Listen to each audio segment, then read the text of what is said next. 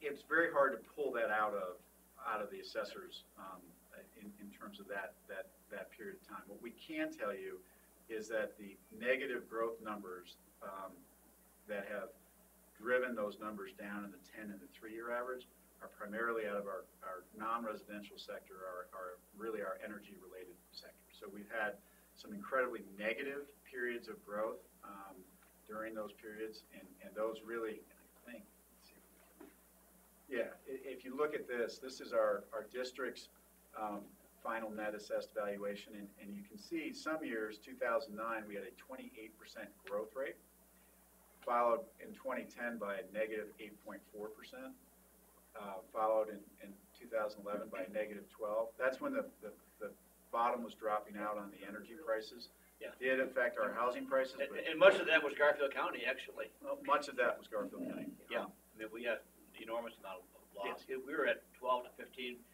dollars on natural gas. Yes. Yeah. Right. 2010, we lost 33%. Yeah, absolutely. Really. And Eagle County lost 25%, and we've got no energy. You have no energy, so you did have some housing in there. It's not just a few resort counties. I think those resort counties are driving these numbers too, the high growth in the residential and the decline because of the housing bust. Yes, yeah. I think you're right, but that's where those numbers come from, and even as late as 2016, we see a negative number in terms of our growth within the district, the net assessed valuation. And 2016, the information I've been able to pull does indicate that housing prices were significantly increasing during those periods of time, at least in the headwaters counties within our district in 2016. But the negative was a result almost exclusively due to energy at that point. And we lost 38% that year. Okay. So 33 in 2009 and 38. Right. So I mean that's a significant bump, and I'm sure Moffat County and Garfield are probably very reflective. And even our growth rate, I mean, in 2017 at 2.4%. Remember, during the same period of time, the statewide residential growth rate was over 10%. So it's significant. If I can show the effect of the Gallagher Amendment in terms of the decline in the residential assessment rate is fairly startling when you look at it on the chart. Starting in 82 over here, it was set at 21%. Remember, prior to Gallagher, it had been 30%. So homeowners received a nice little tax decrease there in 1983, and it has dropped precipitously until we hit essentially the 2000s, right? And at that point, the legislature held it steady. There were a few years in there when the bottom was dropping out of the residential market, where there was actually a decline in the value of the residential property values in the state, where under strict interpretation of Gallagher, the legislature should have been raising the RAR back up. But their interpretation of Tabor, which was enacted a decade later, was that they couldn't raise the residential assessment rate because they viewed that as a tax increase. That was a decision made by the legislature, not by the courts. The governor recently, as you may be aware, asked the Supreme Court to weigh in on that, on whether or not an increase in the RAR is in fact a prohibited tax increase under Tabor, and the state Supreme Court refused to entertain Governor Hickenlooper's interrogatories on that question. So just as he walked out the door. As he walked out the door, he really had a lot of backbone when he waited till the last minute of his administration to ask that question. So it was held steady during that time period. But if you look at the trend line, it really is reflective of what we've seen going on in the districts in terms of our contributions from residential property. And what we've done here is projected out 3 different future scenarios. The top one, the orange one, is a 10-year average growth rate. If you remember, statewide growth was a 3.1%. Residential was a 3%. That's our best guess in terms of what would happen if history repeats itself for the 10-year average. If you look at the 5-year average, You can see that rate declining every 2 years. And remember, it is a biannual thing that the legislature is supposed to do. So we see that decline down below into the 4.9 or 4.8%. If you take that growth that's occurred within the last 3 years and you project it forward, the growth on the Front Range, that 10.4%, it's even more significant in its decline. And for the purposes of our discussion, I want to point out that the historic trend line is probably matched closest by the 3-year average growth rate, but we acknowledge that there are some questions about whether that residential growth rate is reasonable to anticipate that it would continue, and so we've actually used for most of the scenarios that we'll talk about the mid-rate growth rate, which is the 6.1%, not the 10%. So we're trying to be somewhat conservative, but we want you to understand where those numbers are coming from. What has happened, or I should say what will happen to our property tax collections if we assume a flat, in other words, if our district were de-Gallaghered, or put another way, if the residential assessment rate is held at 6.95, so say the legislature doesn't change that for the next 20 years. And we have a steady district growth rate at a 0.718. If you remember, that's the five-year average. What you see here is a slight increase to 2021. It decreases. The decrease, we've looked into why that would decrease, and that actually has to do with a projected decline, continued decline in the energy sector, which we'll get into here in a little bit, and then a very, very slow growth rate up, which puts us, if you look at from a revenue perspective in 2040 compared to where we are today, it puts us about $200,000 in today's dollars ahead of where we are today. So in factoring in inflation and everything else, that's a pretty scary number for me to look at and try to figure out how we could handle a flat or actually really negative income growth, if you will, if you factor in the time value of money. So here are some other scenarios to look at. So this is a no action, so we don't do anything about Gallagher. The state doesn't fix the issue. Our district doesn't go to our voters. And this assumes the 10-year statewide average growth. So it is a 10-year that's 0.718. So the 10-year statewide statewide growth growth, is for residential and non-residential. Yeah, so that's the statewide growth at almost equal residential versus non-residential. And so that's very similar to the de-Gallagher concept, right? Because those two rates in the state versus residential versus non-residential are so similar. So it's a slightly lower income in the district than a straight de-Gallagher, but it is in general it's about the same. What that slide shows right there is the residential assessment rate doesn't drop again until about 2033 based on that 10-year. If commercial keeps track with residential. Now, I will say this: there's some softening in the Front Range residential market right now, but the reality is that what's driving the growth on the Front Range, when I read up into it and research it, it is not the historic drivers that we had seen decades ago in terms of oil and gas industry that are driving that Denver metro area growth. It has a lot more to do with the .com world. There are an incredible number of companies and employees who are migrating into the Front Range because of its wonderful lack of congestion and its wonderfully low real estate prices. And I say that only because where they're coming from, Northern California, the Bay Area, they're actually finding themselves in a better situation by moving to Metro Denver. And I've shared this with a few people, but I literally have a friend of mine who runs a legal department at a .com area in the Bay Area. 2.5 years ago, the company put a halt on hiring in the Bay Area and said, if you're going to hire anybody at this company, that has to be in Denver. At the time they did that, they had no employees in Denver.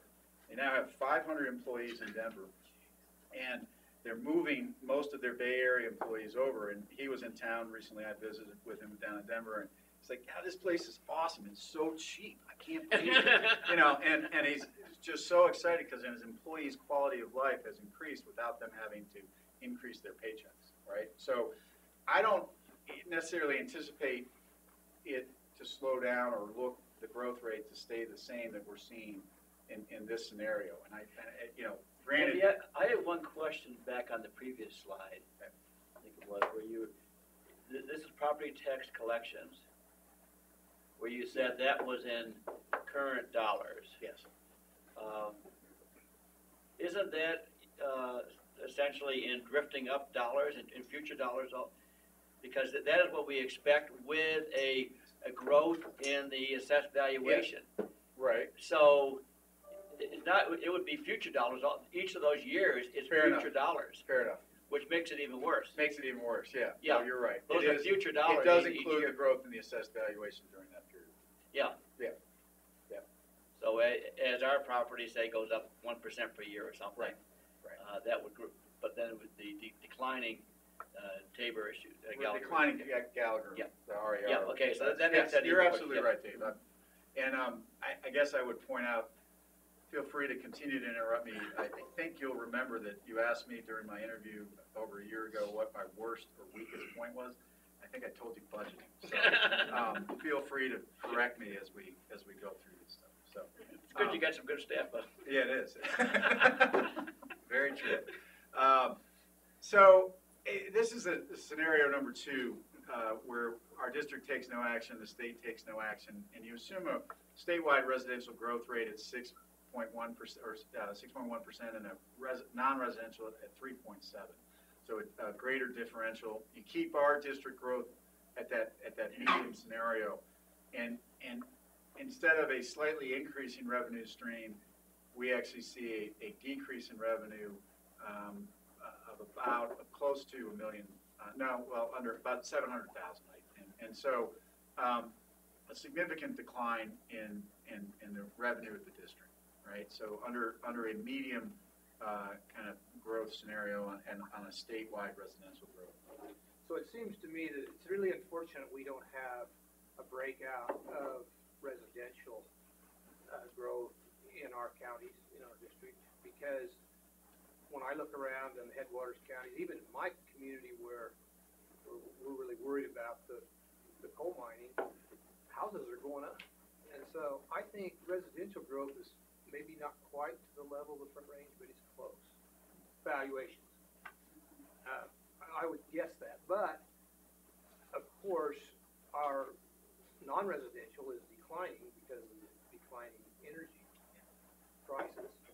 But isn't there a nexus there that if we're held to that 45% and residential growth is, let's say it's 5%, so that at some point you actually staying at that 45%, even if energy went to zero, if there was all non-residential property went to zero, which it wouldn't, but if it did, then we'd get a bump actually because You get some bump, but I want to point out, and I'm jumping a little forward just to show this, but based on the historic growth rates of residential property, not commercial. So this is the state's, this is a chart created by the interim Gallagher committee.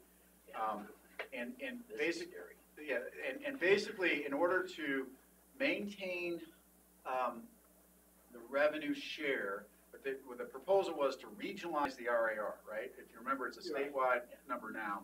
Regionalize it based upon the relative growth of residential to keep within each region the percentage that would be needed. In northwestern Colorado, which is much of our district, and that oddly enough, Gunnison is in northwestern Colorado. As is Hinsdale. As is Hinsdale, right? The RAR would have to be adjusted upward to 13.92% in order to maintain within that area the residential properties at 45%. how do we know that when we don't know what the residential values are? Well, they do. They do. The state does. It's very difficult The state to parse looked at out. that. They were able to pull those They numbers. could do it, and we could. Yes. The interim committee, that was all part of their discussions that they were Yes. going through. And then you look at the decline, and we'll get more into the impacts on this potential, and I put it in quotes, solution. You know, the residential assessment rates drops in a significant number of our counties as well to 3.5, and it truly wreaks havoc on what will happen to our revenue. But I want to go back. So just going back to scenario number 3, and Tom, I agree that, you know, is there potential increases in our residential property? Yes. Now, what that speaks to is what drives an increase in your residential property? An influx generally of people, right? And so the growth rates predicted by the state demographer within our district compared to the state of Colorado as a whole, we have looked at, and the state of Colorado over the next 20 years is predicted to grow approximately 1.4% per year. Our district as a whole is predicted to grow 1.35% per year. However, when you take 1.35% of 500,000 roughly, and 1.4% of 4.5 million, the number of people moving into those areas is significantly greater in the Front Range than here. So in terms of what has historically happened when you have greater numbers moving in over on the Front Range, that's where those assessed valuations on their house, that's where the values of their property has disproportionately increased to ours. So will there be people moving here? Will there be additional housing needs that will drive the values up? Yes. Will it keep track or pace with the Front Range? At least as far as we can tell, no. But that's one of those assumptions that is worth thinking about. And also, we're fine with it not keeping pace with. Yes. Yeah. Right. Good point. So when you look at you know, the final scenario, and that's just a repeat of the last 3 years, this 10.4% residential growth rate. So it's almost a 6% differential between residential and non-residential statewide. You actually see an even greater decline in our revenue over the same 20-year period. Now again, this would be an extreme event if that were to take place for those 20 years, that split. But you know, I guess the point on this is we really don't see any significant increase on the horizon to the district's revenues due to this impact of the Gallagher amendment. So, Chris, although I already stole most of your thunder, if you can talk about what the legislature is looking at, because the question is there something we should count on our state legislature to do to fix this problem? And Chris and Zane have been following that closely, but Chris can speak to that. Chris Trees. The short answer is no, we can't count on it. And I think that was also my message in January, reporting on what the legislative interim committee did on Gallagher and what the executive committee of the legislature did with the interim committee's recommendations.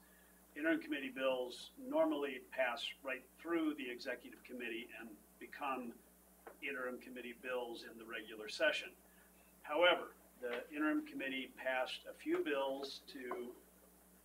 recommended a few bills to address the Gallagher issue, including a repeal of Gallagher, a vote to repeal Gallagher, and a vote to replace Gallagher, separate bills, with this regional RAR proposal.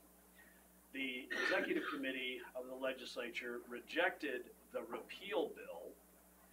This bill was allowed to go forward, but hasn't been introduced this session, in part, presumably, because this bill is a conditional bill that it begins with only if voters approve the repeal of the Gallagher amendment, and that bill passes and voters approve, then this. This still has, it's worth noting, of all the challenges, this still has the most support, though recall from your direction in January, we oppose this bill, though the bill has not been introduced. And if I could, this is probably why you opposed it, in that our our calculations show that if we deal with a change in that regional residential assessment rate, we actually see immediately a decline in our revenue of $428,000. In addition to the confusion created by being a multi-county district in 4 or 5 different regions with 4 or 5 different RARs. Now, the other bill that did pass, still not introduced, and was the backfill for certain districts. Again, following your direction and upon my recommendation that we not support, that we ask to be excluded, Representative Rankin removed us from his drafts, all the conservation districts, water conservation districts, from any kind of general fund backfill to what happens with a change in the RAR. So it is now just fire districts and library districts, I believe. Maybe there's a third, but it does not include us. So with that, that's where we are, and still, as I say, nothing has been introduced, so I don't have any kind of update, but in terms of what we can count on as a solution to this, beyond our control, I think the opportunities are zero.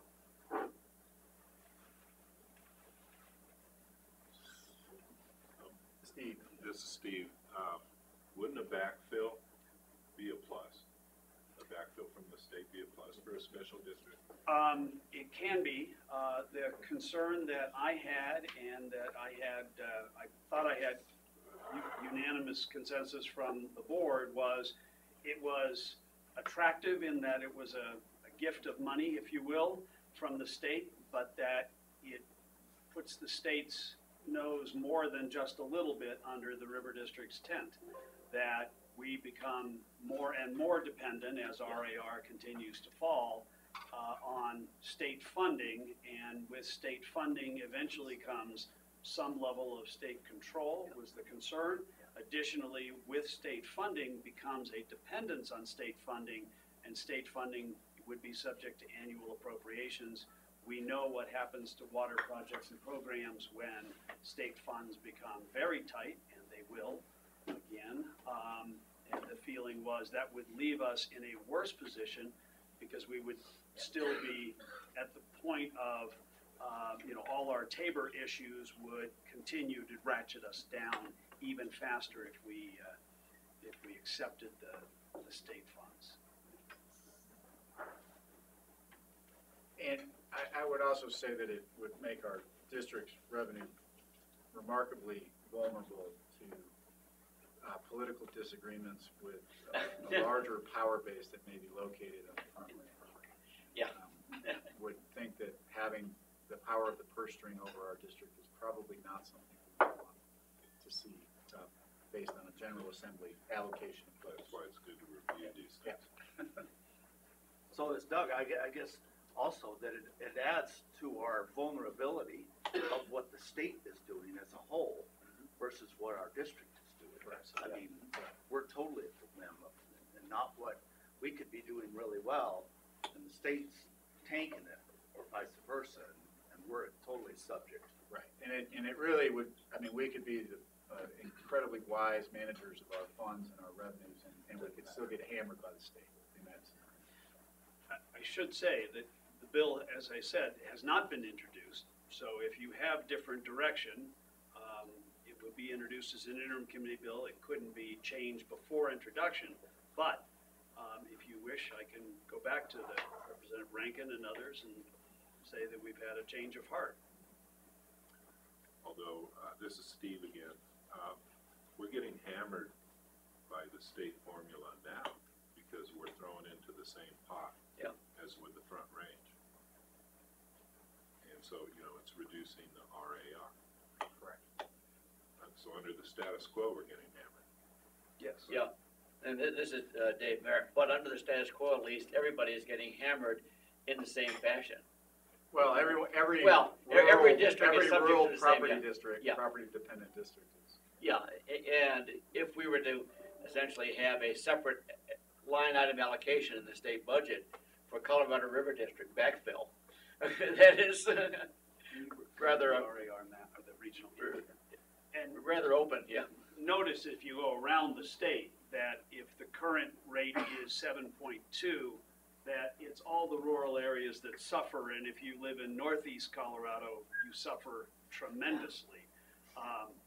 They obviously don't have the votes to overcome where there is an advantage in the central areas, but interestingly, not even in the north central area, in part because of the large oil and gas valuations that are contributing to the non-residential fraction in that area. So, whether, I don't think this would pass the legislature to get to the ballot. I also have serious doubts about whether or not this would pass the ballot. So, This is Dave Merritt again. One question on that. Would there, in these areas like in northeastern, 33% for residential RAR, this is to make it 55-45. So there would be a commensurate decrease in the amount of taxation expected from each of these of the commercial properties, or not? I believe under this scenario, the commercial or non-residential properties, because not just Yep. commercial, the non-residential properties actually would remain, correct me if I'm wrong, would remain at the 54%. Well, yes, they would, and it would be at a 29% assessment ratio, but Right. yes, because what you're doing is the fraction that they're paying, let's say they go to 29% instead of up to 33. If they were the same as the non-residential, they each would be paying half. So yeah, most likely, I don't know what their fraction is right now, but yes, chances are good that, it's in the other areas. No, you're right, no. Because, in this, say Walt County had a budget of, $100 million. And if residential, currently we're paying at, 7.2%, they would get, some amount. If they increase residential to 33%, you would have to decrease your general overall mill levy. So you would be decreasing your mill levy. The assessed valuation stay at 29%, but the mill levy would have to float downward. Right. To keep the revenues the same. If you're getting more from residential. This would not repeal or affect Tabor. Yeah. You'd still have that. It all depends on what their percentage is. Statewide, it's 55-45. So this would make it 55-45 in each region. In each region, yeah. So it just depends which way it goes. Right now in the River District, we're essentially at 50-50, not 45-55. So yes, there would be a change, right? We're actually 52-48. Yeah. Evaluation. I'm an economist. Well, Things 48-52 you mean, we're at 48-52. We're 48% Yes, Yes. non-residential, yes. and 52%. So you would have to have a commensurate decrease in total mill levy to. You would, Yeah. you would, Dave, in the northwestern area under Yeah. this, Yeah. but Yeah. in the northern mountain region, you would actually, I think you would end up with an increase in your commercial. But you can't. You can't. You can't Right. increase your So it's commercial. gonna be a That's why, decrease and in that's why we revenues. lose money Yeah, under this proposal. yeah, that's why, yeah. So this is Tom Gray. I have to assume that whoever put that chart together, for instance, looking at the northeastern region, their current percentage of revenue from residential must be way low at the 7.2. It must be 10%. Yeah. And so every They've got homeowner, oil. every residential owner would see a huge increase in their taxes. So because as a state, we're bound to the growth rate on the front range. So some of our counties, well, yeah, the northern mountains would see actually a decrease in their Yes. taxes. Residential. The northwest residential, northwest would see an increase. But So it looks like that isn't a good bill for us at any. It's not good for our voters, it's not good for our district. But the bottom line is we can't balance our budget with the Gallagher state at the status quo or not. We can't, those won't pass, and what we have, what's really killing us is our non-residential devaluation. Yeah. And so, I would have to assume that our residential value increases will be slightly less than the front range, but not that much, and we could probably weather that at the current formula. You know, If everything else was equal. Put that slide back up again, what was this front, so central is Denver and. about 5/8, so it goes down too. Yes, a little bit. Yeah. I mean, Tom, I think part of, I guess where you and I may differ on this, and I admit that it's projections, but when you really look nationwide at the areas where property growth, residential property values are skyrocketing. It is limited primarily to major urban centers that are related to, they're primarily on the coast, and then there are a few exceptions to that aren't on the coast. It's Austin and it's Denver, it's Minneapolis, which are being driven by tech and healthcare that are not present in our rural communities. Now, our rural resort communities are different, and that's reflected by that RAR that would be different. But I don't think that although we're seeing some increases. I mean, even, I think the property increases here in Garfield County are significant, but they're nothing compared to what's going on in Denver. And that's being driven by a different economy that's not trickling down or equal over here, at least at this point. And that's at least where my perspective is. I might be wrong about this, so apologies in advance if I am, but I think even if we had the same rate of growth in the value of a home, say if a home on the west slope increased by 10% and homes on the front range increase in value by 10%, it's the overall growth, that 10% of growth on the front range that is higher as a proportion to the non-commercial growth than 10%. Non-residential. Non-residential, thank you, Dave. It's higher as a proportion to non-residential than the same percentage increase on the west slope is to non-residential. And since that is the number that drives the statewide RAR, we still come out on the losing end, even if our rate of growth is the same. It's because of the vast majority. I mean, it's just because of the numbers are so much greater. The mass is so much greater on the front range. That's going to drive the RAR down, regardless if we're still growing. Now we'll get a little benefit because of the growth in residential values, but it isn't.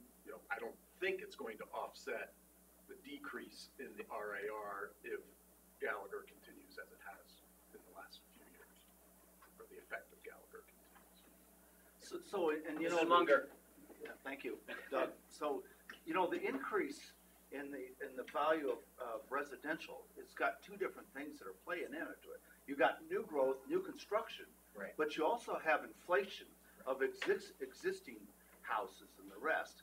And I venture to say, especially in my community, the inflation of the houses that were there originally are inflating faster than inflation. Yeah. I mean, they are. Right. We're not going up 3%. Right. You're going up. They're going up way higher Yeah. than that, just because of limited supply and the demand. Right. For that. And if energy were even remaining constant within our district, energy values, that increase in residential that's higher than inflation would actually be reflected in a positive or larger net growth in our valuation. Exactly. I think so too. Yeah.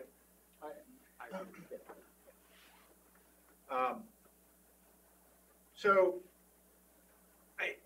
we'll come back to Gallagher and the overall discussion, but I want to hit on Tabor, and I apologize to many of you for being really basic about it, but, trying to simplify Tabor into some just concepts that we can all wrap our heads around. Tabor essentially has a tax rate cap, right? You can't raise your mill levy without a vote of the electorate in your district. So tax rate cap. Our tax rate is capped at 0.252 with some minor change or exceptions that were discussed in the memo and we can get into in a minute here if we need to. Our current mill levy is 0.252 and we'll look at that. There's also a revenue cap, and the revenue cap is really an important one that we have to, and that's what hits us in a year like this. And so, all right, not this year, I'm sorry, but in the past.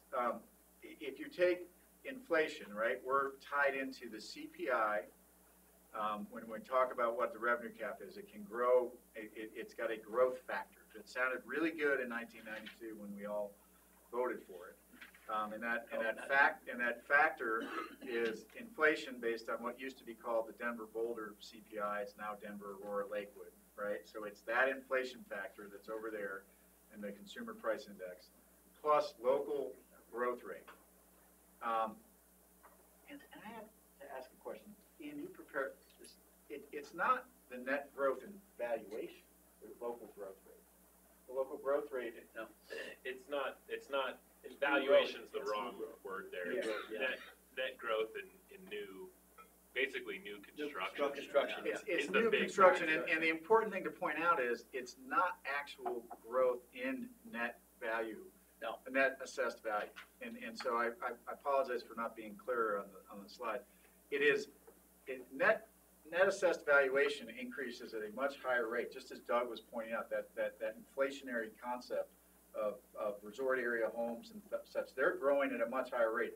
We're actually talking about a local growth rate which is tied into new construction. So new additions to that pot of valuation, whether it's commercial or it's residential, that's that number. And it's different than the inflationary concept that fits in, that grows the entire net valuation. The idea was that inflation in the CPI would capture it, but as Doug just said, we're seeing houses, existing homes, grow at a much higher rate than inflation.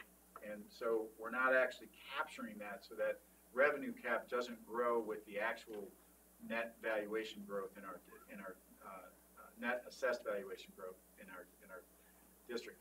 There's a third rate that is a statutory cap in terms of any government's ability to grow over year over year in your revenue, and that's a statutorily imposed 5.5% cap. Now, isn't that's the Fiscal amendment, isn't it? Yep. Yep. Okay. Yeah, our Mesa County director's non-brother. Either Arviscow or the Byrd Amendment. Remember the Byrd Yeah, Amendment? yeah, It's been here forever. yeah. Fiscal Bird, House and Senate. And so every year, in order to figure out what our revenues are allowed to grow at, we every government district who depends on property tax has to do this worksheet. And so Ian does it. You've all seen it every year in our budget. It's really clear and crystal in its explanation. And essentially, you have to pick the lowest of the three growth rates, and that's what your revenue is allowed to grow at. And most, at no year in the last, in 10, 20 years, have we seen the 5.5% limit be the limit. It's not, we're not getting hit by that statutory limit. We're getting hit either by a revenue cap in Tabor or by the tax rate. The mill levy is maxed out. And I want to show, many of you have seen this chart, well, you've all seen it every year at budget time, but back in 1992 when Tabor was enacted, our mill levy sat at 0.394. Now, remember, the legislature authorized the district to be created in 1937. We have a statutory authority for 2.5 mils.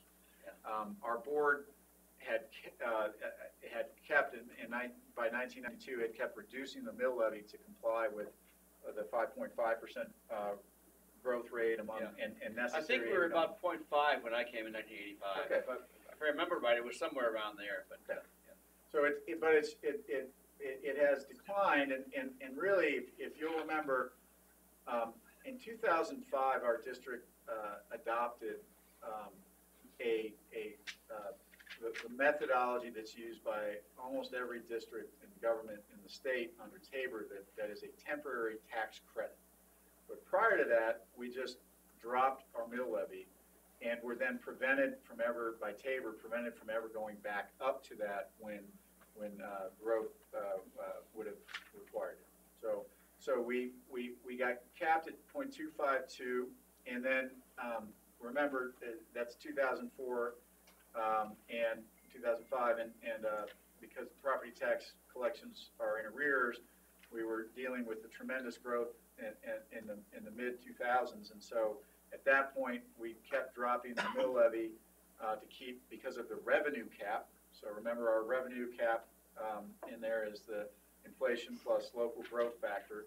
On a temporary basis. On a temporary basis, we dropped that mill levy, provided a credit back to the taxpayers, got down as low as 0.165, and then brought it back up where it sits at 0.252. Now, I would just say, you see some higher numbers in here, 0.253, 254, and 256. That has to do with, we're allowed to capture revenue that was lost or had to be refunded in a prior year due to abatements and property tax refunds. So we had some significant ones going on in the oil and gas industry, and so our mill levy was allowed to climb slightly higher in the recent years. So, but it is, I want to be clear, it is capped at 0.252 today.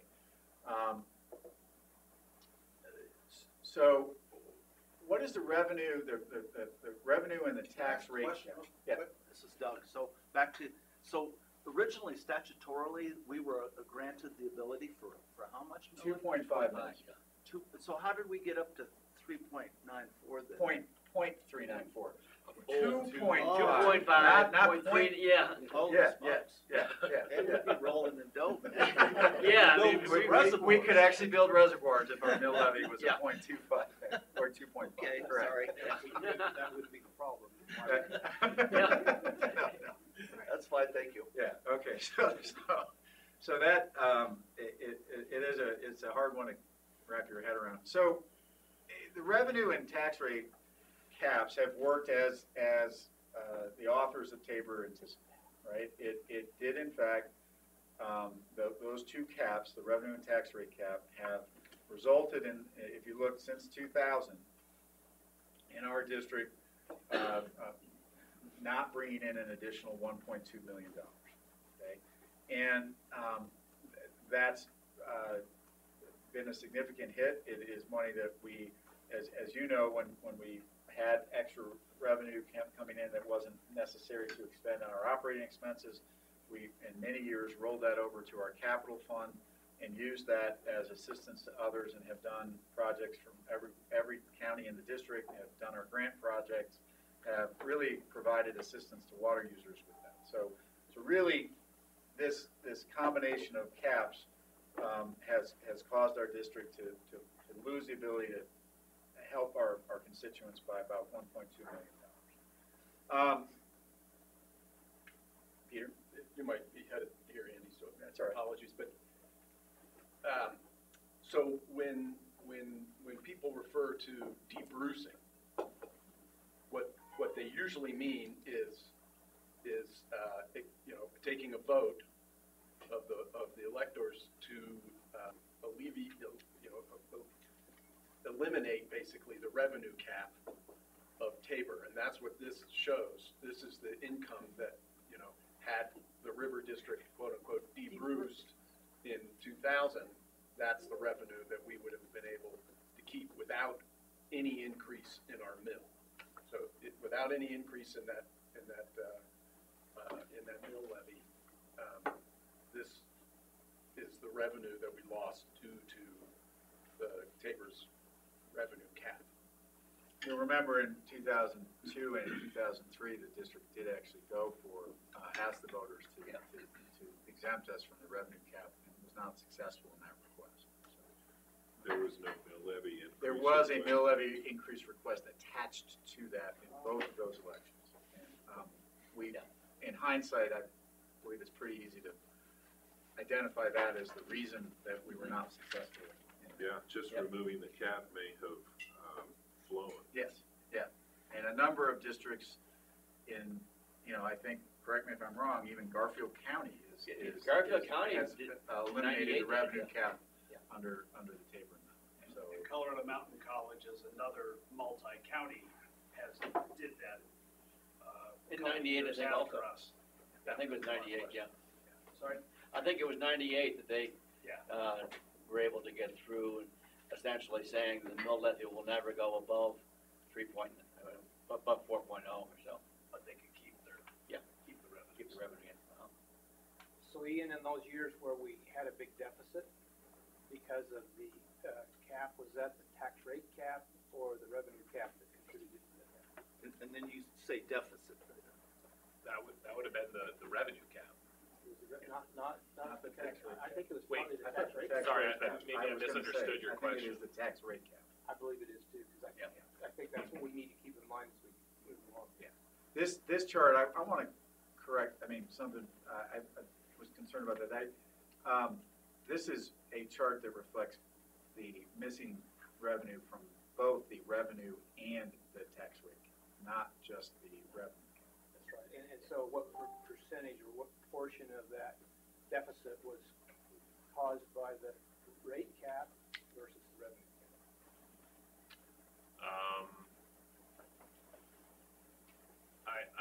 Off the top of my head, I think 25% was attributed to the tax rate cap. Just go back and look at the declining mill, Yeah. and every year in which it goes down is a revenue cap. It's Right. essentially this right in here, this tax- period of time, Yeah. where we had to reduce the mill levy in order to comply with the revenue cap. This year is a year in which the tax rate cap reduces our revenue because we have available, there's available growth within the Tabor's revenue cap.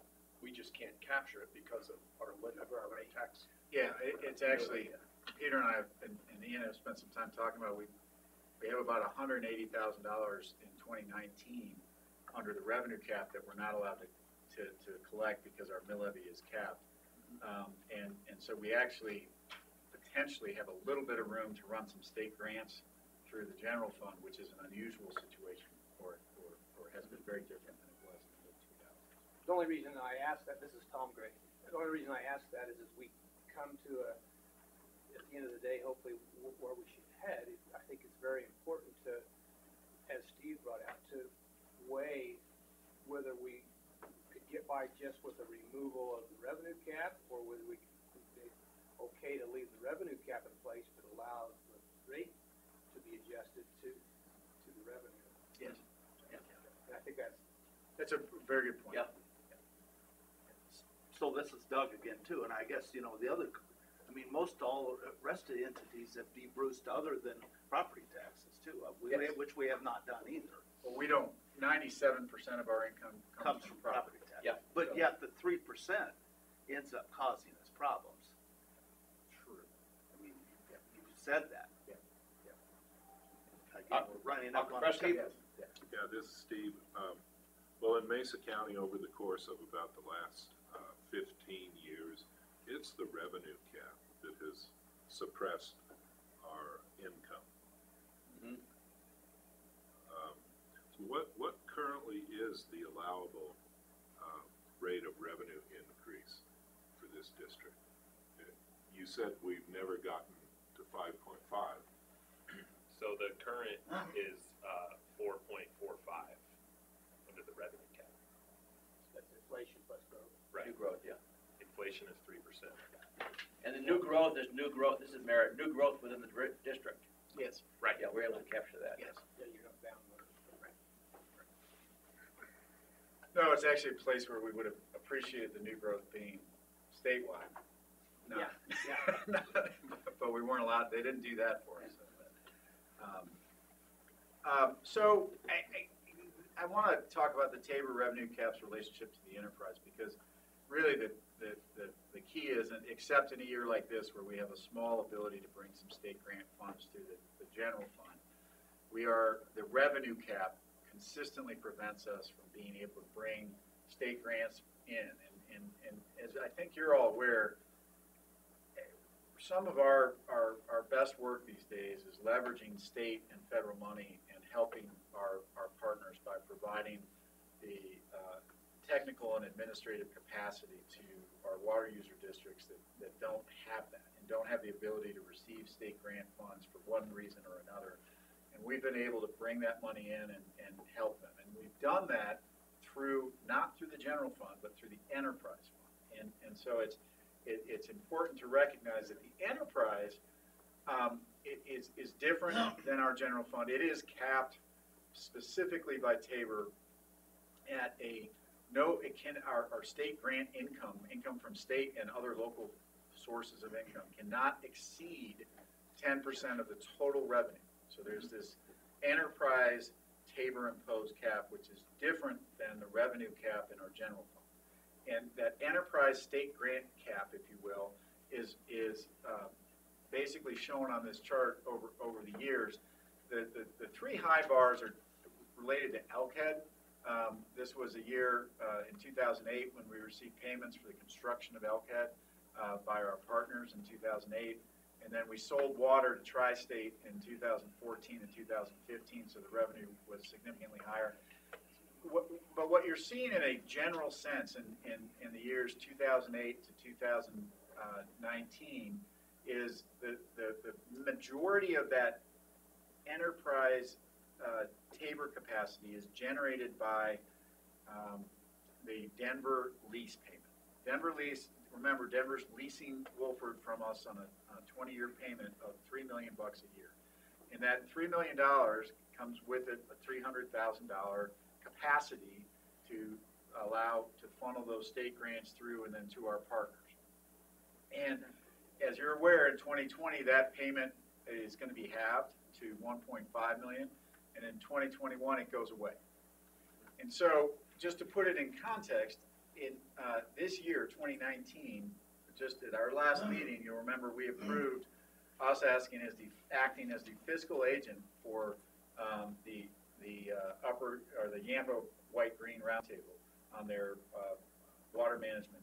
What was it? Integrated water management. Integrated water management, and I can't. The integrated water. So that is absorbing in both 2019 and 2020 an anticipated 42% of our total Tabor capacity this year.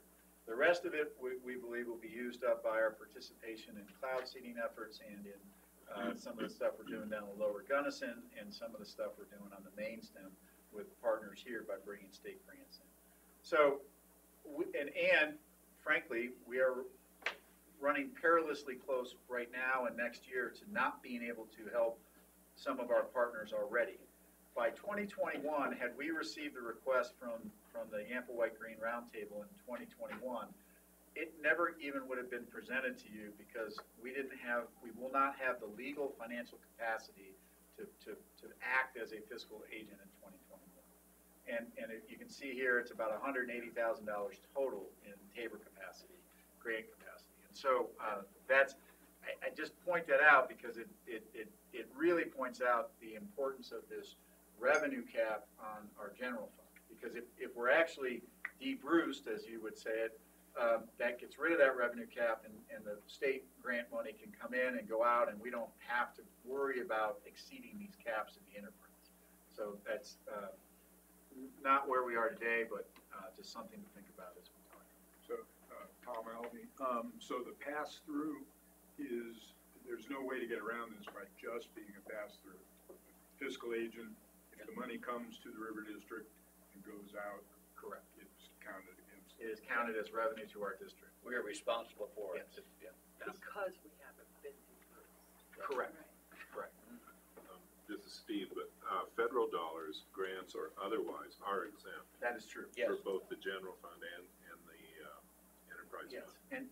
And some more creative thinkers on our staff have suggested that, well, those federal grants that we're getting should increase our total revenue in the enterprise and therefore increase our Tabor capacity in the enterprise.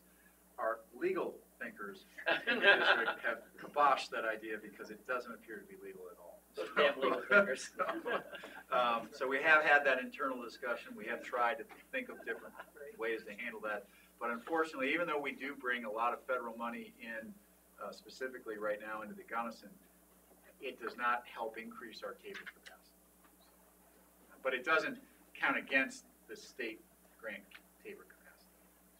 Just a quick question. How is it that, for instance, being the fiscal agent for the YAMPA on that water management plan is different, counted different than the money that gets funneled through the Millennium Project? Well, if it's federal money, it doesn't count as a state grant. And the Tabor was very specific that it's a cap on state and local government, not federal money. So that's one. Peter, did I say anything wrong there? No, I don't think so. Doug. So I assume that we probably can't start some type of a foundation and then the rest, because I know my legal in the past. So, well, if you have complete control over it, it's still your entity. Yes, yeah, it's still your entity. I mean, that's really what, if you look at the definition of enterprise, it would include some kind of foundation. Kind I mean, of concept. yeah. I mean, I'll hand it to the authors of Tabor. Really thought through it. So, yeah. I wanted to show, I think this was actually in response to a question by Kathy, after we sent out our memo, and it's a really confusing graph, but I think it will show you some of the issues as we get into energy. And really, I think the important thing is, where is our revenue coming from today? This is 2018 valuations and anticipated 2019 tax contributions, right? So the orange on this map are the portion of, well, each bar represents each county's total net tax collections coming into the district, right? And the blue, where you see all blue, there is actually no energy coming in. And as Kathy said correctly, Eagle County, for instance, here doesn't have any energy production related or any significant energy production related to the revenues that the River District sees. Garfield County is actually about 55% of the revenue we receive from Garfield County this year is coming from energy production. So Garfield is our third highest county right now at close to $600,000 in revenue to the district. 55% of that, or over $300,000, is coming from energy production. Gunnison has a smaller fraction of energy production. If they start capturing the methane off Bill's cows, it might go up. But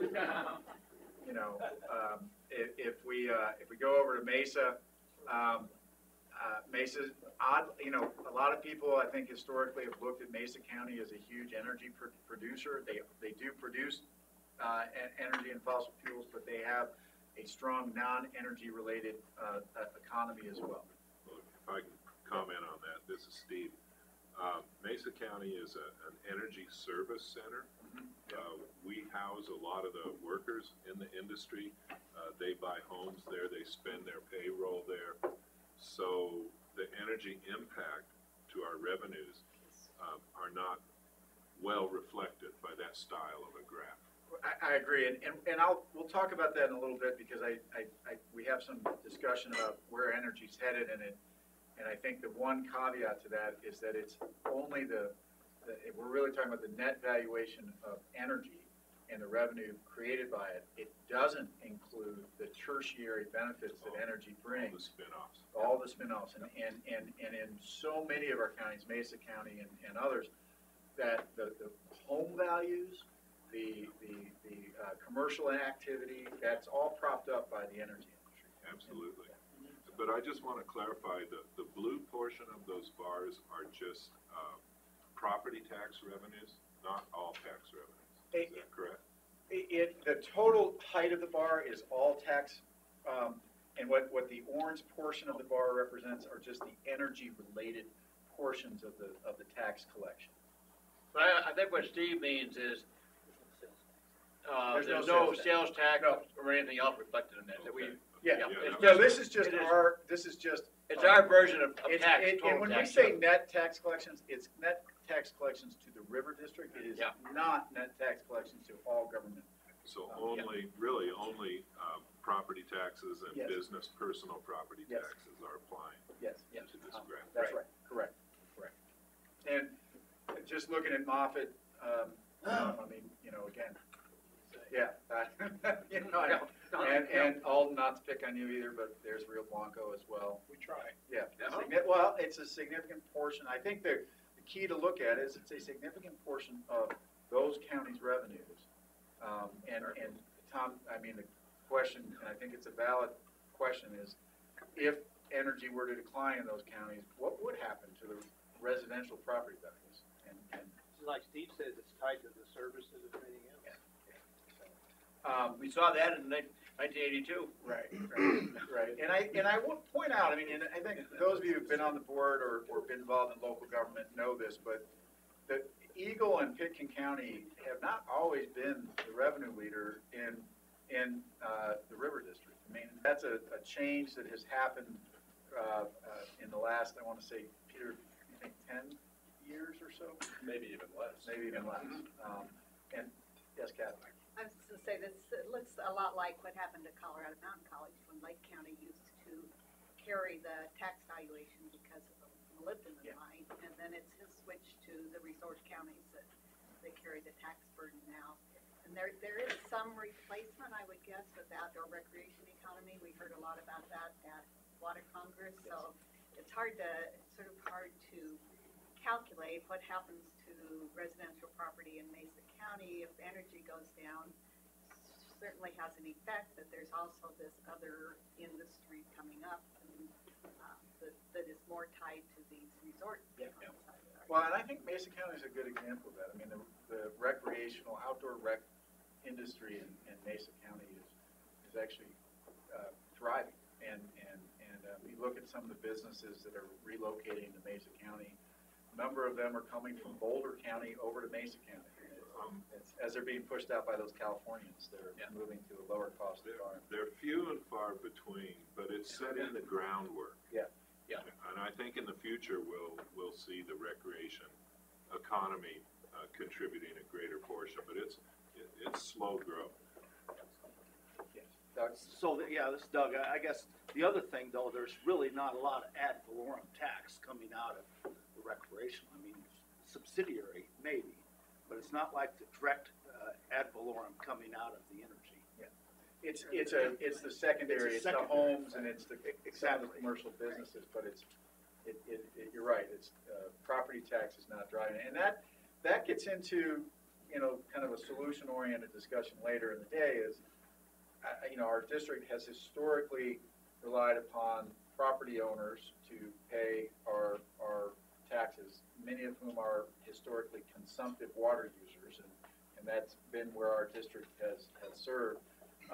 If you wanted to get a share of revenue out of non-consumptive water users who also benefit from our district's activities, is there a different form of tax that we would want to seek authority from the legislature to collect that might be more equitably distributed among consumptive and non-consumptive water users? So something to think about. There may be political realities that would interfere with our ability to do that, but at least think about it, in that, you know, sales tax, bottle tax, marijuana tax, those guys use a lot of water, smokers, I mean, not the growers, but, you know, so think about, you know, think about that. So While we're on this topic, this is Ian, I just wanted to kind of help answer your question from your email, Kathy, that the resort counties make up almost 60% of our tax collections. And that includes Routt County, and that includes Gunnison County. So Eagle, Gunnison, Pitkin, Routt, and Summit. So I wanted to ask Kathy, what's driving those spikes in revenues from Eagle County? And if Eagle County's always had ski resorts for 30, 40 years. It's just property valuations going up due to the growth in those ski resorts, but we are only right now back at 2000 levels Yep. of property assessed valuation. Yet in recession. Are you at 2000 levels or 2006 levels? About 2007. Okay. So the other thing would be the population growth. I mean, Good really, point. I mean, you're now, what, 47 something thousand? 52. 50, almost 53. and again, if you look back 20 years ago, well, that was 15. Yeah, exactly. Yeah, it used to be about 12,090, and so it's huge growth. We're now one of the biggest counties and one of the biggest assessed valuations, mostly due to second homeowners. Dale, Beaver Creek, some of the Roaring Fork Valley. So it's residential development is the lion's share of it. Residential development based on outdoor recreation, public space, public lands. That's why that one bill that would reduce, that would regionalize RAR would just kill us. Because Yeah. Pitkin and Eagle would just, Right, you saw the Right. large negative numbers for those counties. So, energy-related revenue, what's it been doing? We've broken it out into oil and gas and coal, and you can see, the general trend line is the dotted line. But the bottom line is, in today's world, you can attribute whatever you want to it, but oil and gas values are declining in terms of their overall assessed value. Coal values are also declining slightly at a slightly steeper rate of decline. Want to touch base on the coal assessed valuations. The owners of we have really 4 significant power plants in our district. The owners of those power plants have indicated, some stronger than others, some with more concrete plans, that they are looking at going offline on all of those plants within the next 10 to 15 years. It's going to be a huge hit to Routt and Moffett counties. It's going to be a hit to good paying jobs in those counties, to our district, because it includes our district. It is a reality, whether it's market-based or politically driven. You've got Xcel Energy saying they're going to be 100% renewable by 2050. You've got the governor saying he wants everybody to be 100% renewable by 2040. You have our own, DMEA and Holy Cross, our local co-ops, saying they're going to be renewable even sooner, 100% renewable. It is, frankly, something that will impact and change our communities, and it will change our ability to count on that revenue stream. Oil and gas, that prediction there in terms of where it goes from 2018 is difficult. I can tell you that the decline since 2013 in oil and gas and overall energy has declined at a rate of about 9% per year. If you try to reach the governor's goal of 2040 100% renewable, it's a decline of about 10% per year in our energy related valuations. So it's slightly exaggerated, and that's this orange line is predicting we're getting as close as we can to a $0 at 2040, if that's really where that's headed. But nonetheless, that's not significantly different than the historic trend since 2013, and at that 9% decline. And I think it's something that we just need to be aware of. Tom, you may be right that we can anticipate some of that being offset by increases in residential values. There are parts of our counties our district, like we've just talked about, where the values in residential properties, at least for some portion of that time, may actually shrink. Mesa County, Moffett County, Rio Blanco County may actually go down before they start going up again. But that's just, and Delta, you know, Tom, you can speak to that probably better than anybody else, but it's not thriving there. The coal world is The hurting. coal world is pretty well shut. We have one operating mine left in the area, that's in Gunnison County, and it's had a huge effect on residential properties also. They're just rebounding slightly. So, I just have one comment. So, by the way, I just read the other day that Excel didn't necessarily promise they were gonna be carbon neutral. They said they were gonna be, they said they were gonna be carbon neutral. They didn't say they were Carbon gonna free, be yeah. 100% renewable. And I think, hopefully for me, that might be a beneficial thing. Okay. Yeah. And this is Maren, I'd like to point out that, as an engineer and a geologist, I disagree with some of the, you know, projections and desires, everything else. However, as the board president, I think we have to plan for it. I mean, it goes to planning for worst case scenario, right? Yeah. What's a, you know, I hope everybody understands I'm not endorsing a particular political future. Yeah. It has to do with what do we do fiscally, if we're gonna be responsible fiscal agents, what do we anticipate coming our way? What's a reasonable future to anticipate? I don't plan to crash a car, but I will have an airbag in it. Yeah. Says a guy who's been in a few accidents. Never had an airbag deployed though. I think Doug had a great point, though, that, the long term is gonna be that trend line, but carbon neutral is a completely different path than all of them. Yeah. Marty, do we get, so let's say solar company purchases 1,000 acres of land in Montrose County and builds 1,000 acres worth of solar panels. Or wind company builds up 1,000 acres of turbine. Do we get property tax from that? The We do. problem being, it probably doesn't increase its value.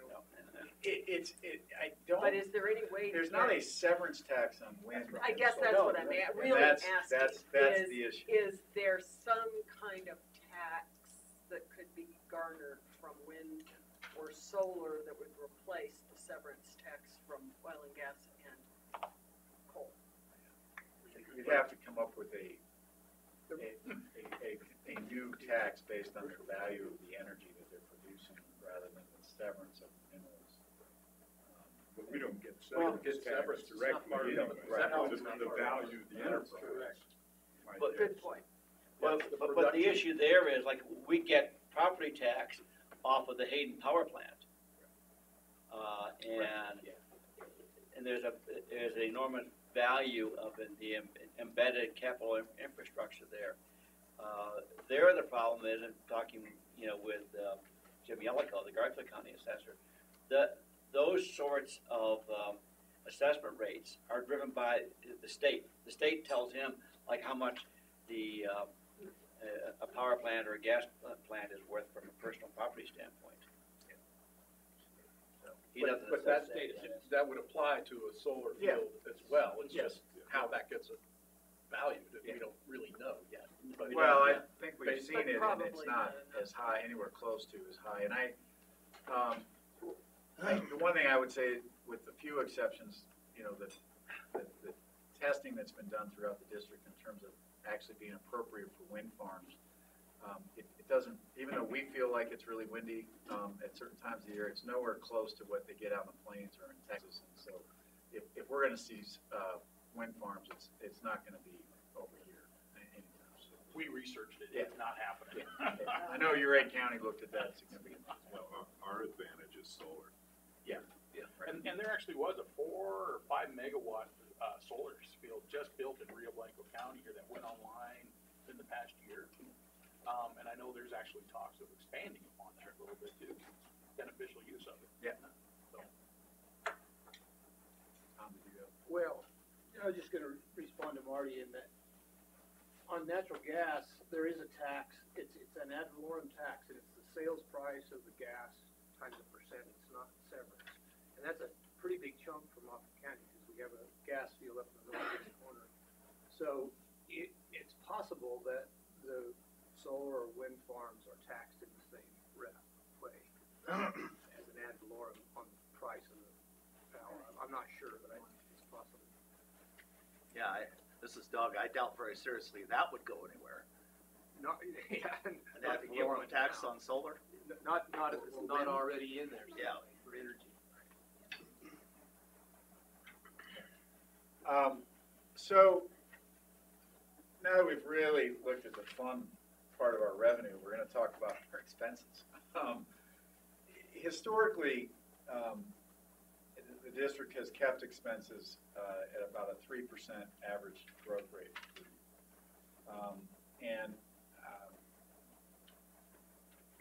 During that same period of time, that same 10 or 11 year period of time, inflation, average annual rate of increase in inflation is about a 2.43%, 2.36%. So it has been slightly above inflation. When you look at what's driving that, it's primarily the non-monetary compensation for employees, primarily health insurance and dental insurance, those increases. If you remember, board policy is that our health insurance costs have to be kept within a 5-year running average, an increase. It is currently, that 5-year average, Audrey, is 4 point. 3.5-ish, but the 10 10-year, yeah, 4.5%. 4.5%. So it's been kept low. That's significantly lower than the increased costs nationwide and certainly within this region on healthcare. And part of the way that Audrey and the management team prior to me being here dealt with that is that we shifted the cost of insurance over to employees through going not by premium shifting, but by getting high deductible insurance plans and larger co-pays and really shifted some of that cost onto our employees. So the district has had a frankly relatively respectable minor growth in insurance costs borne by the district, but it does impact the employees. But nonetheless, that's that growth over the last 10 years. Our growth, if you look at predicted, the orange line, we do predict based on our cost-cutting efforts that were outlined in the memo, a decline in our growth and expenses for next year. We are predicting, and I have to tell you, I mean, we've never seen a flat growth rate like that, so we should anticipate some spikes in that and some drops. But really, that's the 3% growth rate if it continues unabated.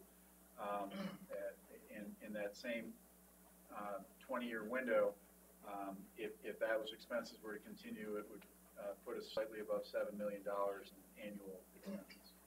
If you remember our, and I think it's probably right here, not that, well, hey, I'll come back to that. So here's if you will, that same expense line, and here's our revenue, and it's really, again, if you'll remember, it's our the medium growth scenario on the front range or statewide at 6.1% average growth in residential and a 3.7% non-residential, with our net valuation's growing at 0.7%. Which is the 10-year average growth rate. The 0.7% is our most recent 10-year average growth rate. So that's our revenues, right? And there's our growth in expenses. Now, if that's the future that lies and we have no relief from Gallagher or Tabor, obviously that green line won't be there. If you continue to have me as your general manager, which you may not want to after this meeting, but we'll keep our expenses below the revenue coming in. And how do we do that? We cut back on our services to our constituents. We cut back on the number of employees. We cut back on benefits. We cut back on our ability to accomplish our mission. And we can do that, so that's not, I don't mean to say we can't do that. It is a possible future. It's just not one that I think I would look forward to.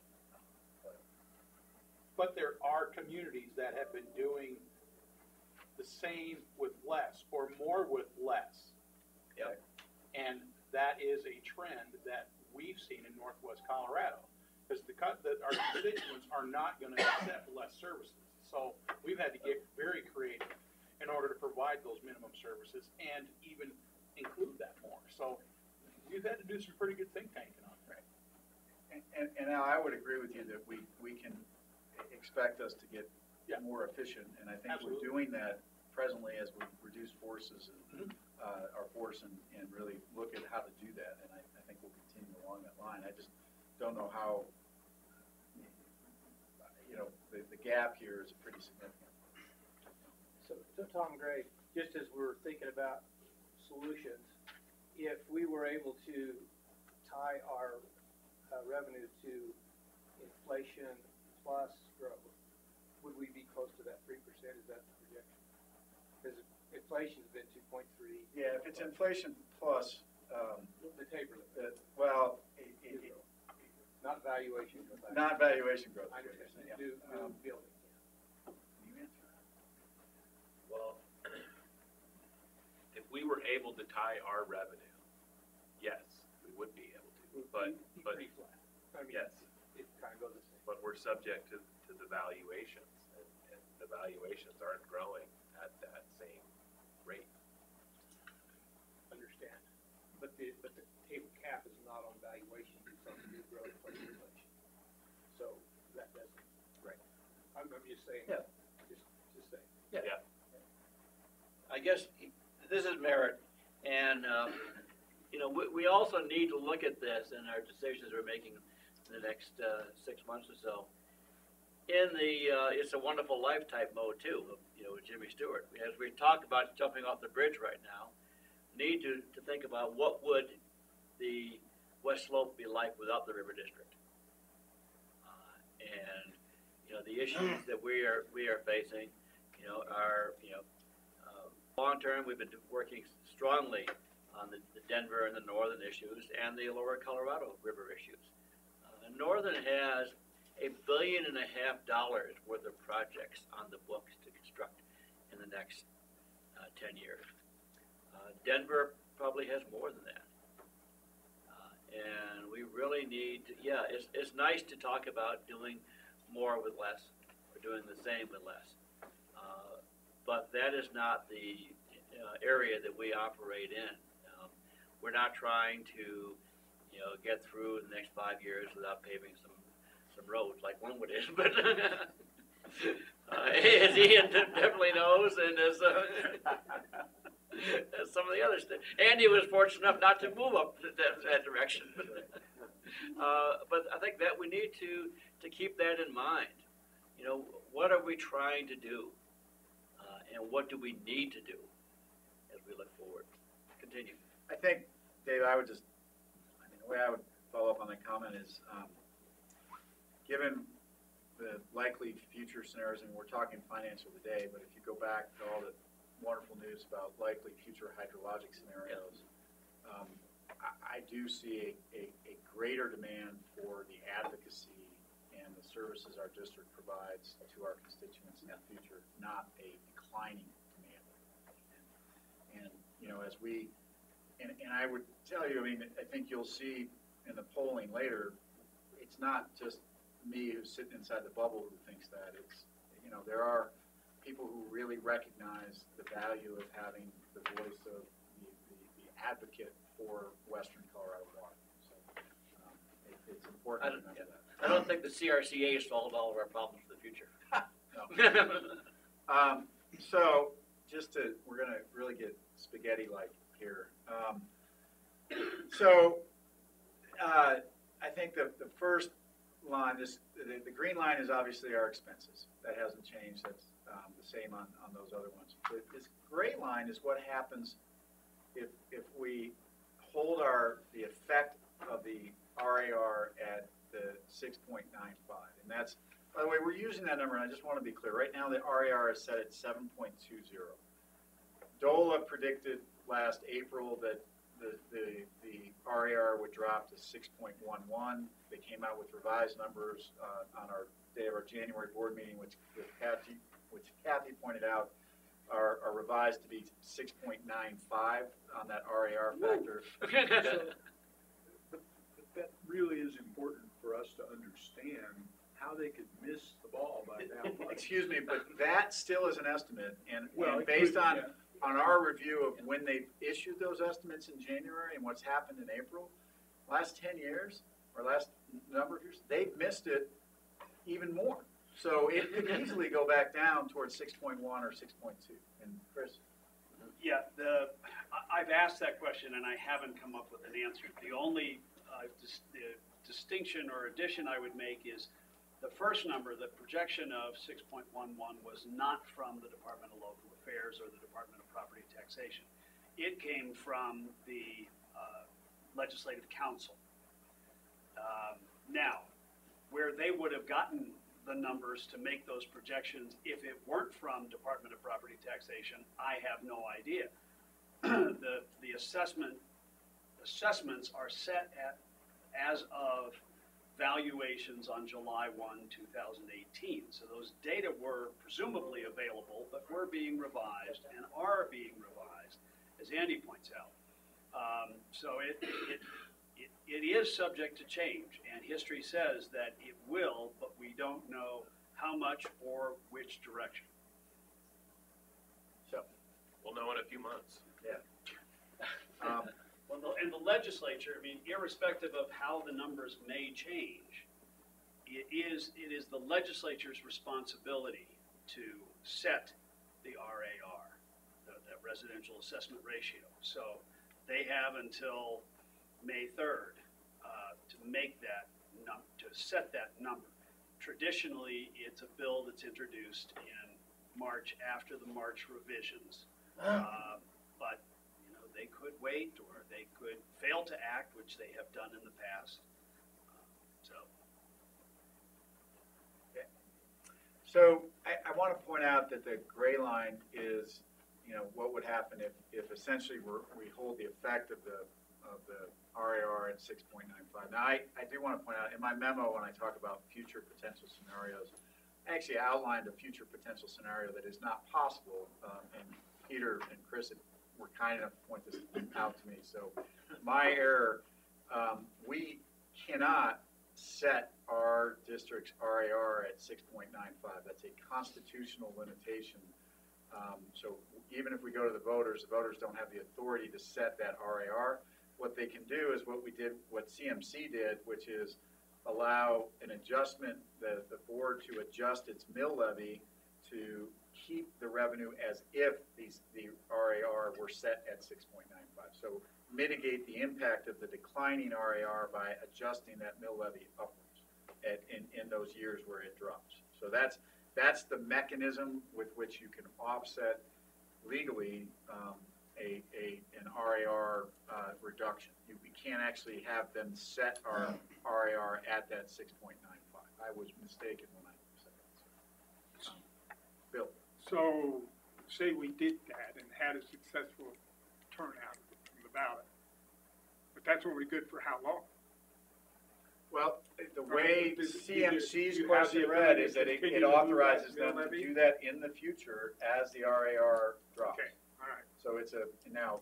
But your revenues will remain steady. Revenues remain steady, as if that RAR had remained steady. And Steve, yeah. Thanks, this is Steve. So when I've heard the term de-Gallagherized, it sounds like that's not a correct term, that it actually goes back to de-Brucing, to ask for the ability to raise the mill levy. You know, it's interesting, it actually, and we can get into the specific question, language of the question, but, the way it was asked, at CMC and it was approved through the process and legislative process and not challenged, I mean, in terms of, there's this, and maybe Peter can speak to this better, there's a period of ability of a taxpayer or an electorate to challenge the wording of their question, which has long since passed on CMC.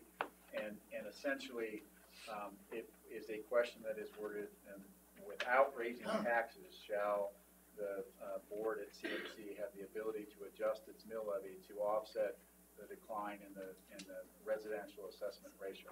And so it in many people's mind sounds like an increase in the mill levy and therefore a tax increase. The current interpretation is that has not been challenged. Chris? Well, if I can, or maybe Peter's gonna do this too, just a couple things. What the question says is without increasing tax revenues. So it's just the revenue offset, and it grants the district, the district board, the governing board, the ability to change the mill, to adjust the mill levy to a maximum to exactly offset the effects of Gallagher, says the Constitution. So it doesn't ask for a increase in the mill levy, it doesn't set an amount. You can ask that question, but then you're set with that amount. This allows you to make an adjustment, however, every 2 years or whenever the RAR is reset, Or as they say, to offset. to float the mill levy. Yeah. Yes. And to keep revenue. And to keep the revenue, yes, it debruces the revenues that come in because of that. That is a component, that is. That is a component of the question. And so this is merit. So then this is a mill levy that applies to all property within the district. So if we lose $1 million of taxes from residential, approximately half of that would then come back from non-residential. Yeah. We would adjust our mill levy up. Under today's numbers, 48% of that million would be made up by our non-residential property owners. Correct. That's interesting. Up to the So level of it's- the revenue of the previous year or what? Before they reset the RAR. So Yes. if it's on revenue, it's gotta be tied to the baseline or something. So, Yeah. this is Steve, is your point, Dave, that, that this impacts, commercial, non-residential much greater than Well, residential? It impacts it, you know, it impacts it, you know. It adds to their tax burden. It adds to that. Essentially, we are shifting They're already. a piece of the residential taxes to the non-residential. But, but only because residential went down. Yeah, So we're making up for that. we're making up for that. But Half of that not make all up, on the back half of that residential. comes back from residential, half of it comes back from non-residential. You know, más o menos, yeah. And to follow up, that in recent years, this has really been the bane to commercial taxpayers. It has, yes. Yes, Small businesses especially. absolutely.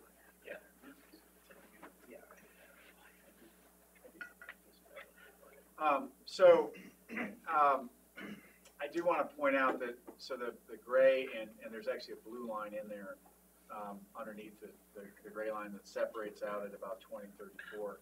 That's because de-Gallaghering in scenario one, where that residential growth is close to the non-residential growth on a statewide level, it is similar. So that revenue does increase slightly, almost to $5 million over that 20-year period.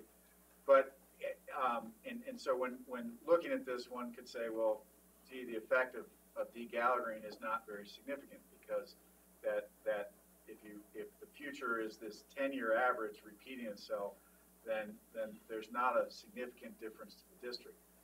Where there is a significant difference to the district, if the scenario in the future is closer to the 5-year average or the 3-year average, and this 5-year average is the yellow line where you see revenues decreasing over time, and the 3-year average where it even more significantly. So, depending on which future, that's kind of the range of our future options. And, you know, picking the middle is probably the easy way out, but the reality is that probably is something that I think we should anticipate is a most likely scenario. So it's a decrease in our revenue without having the degallagering going on.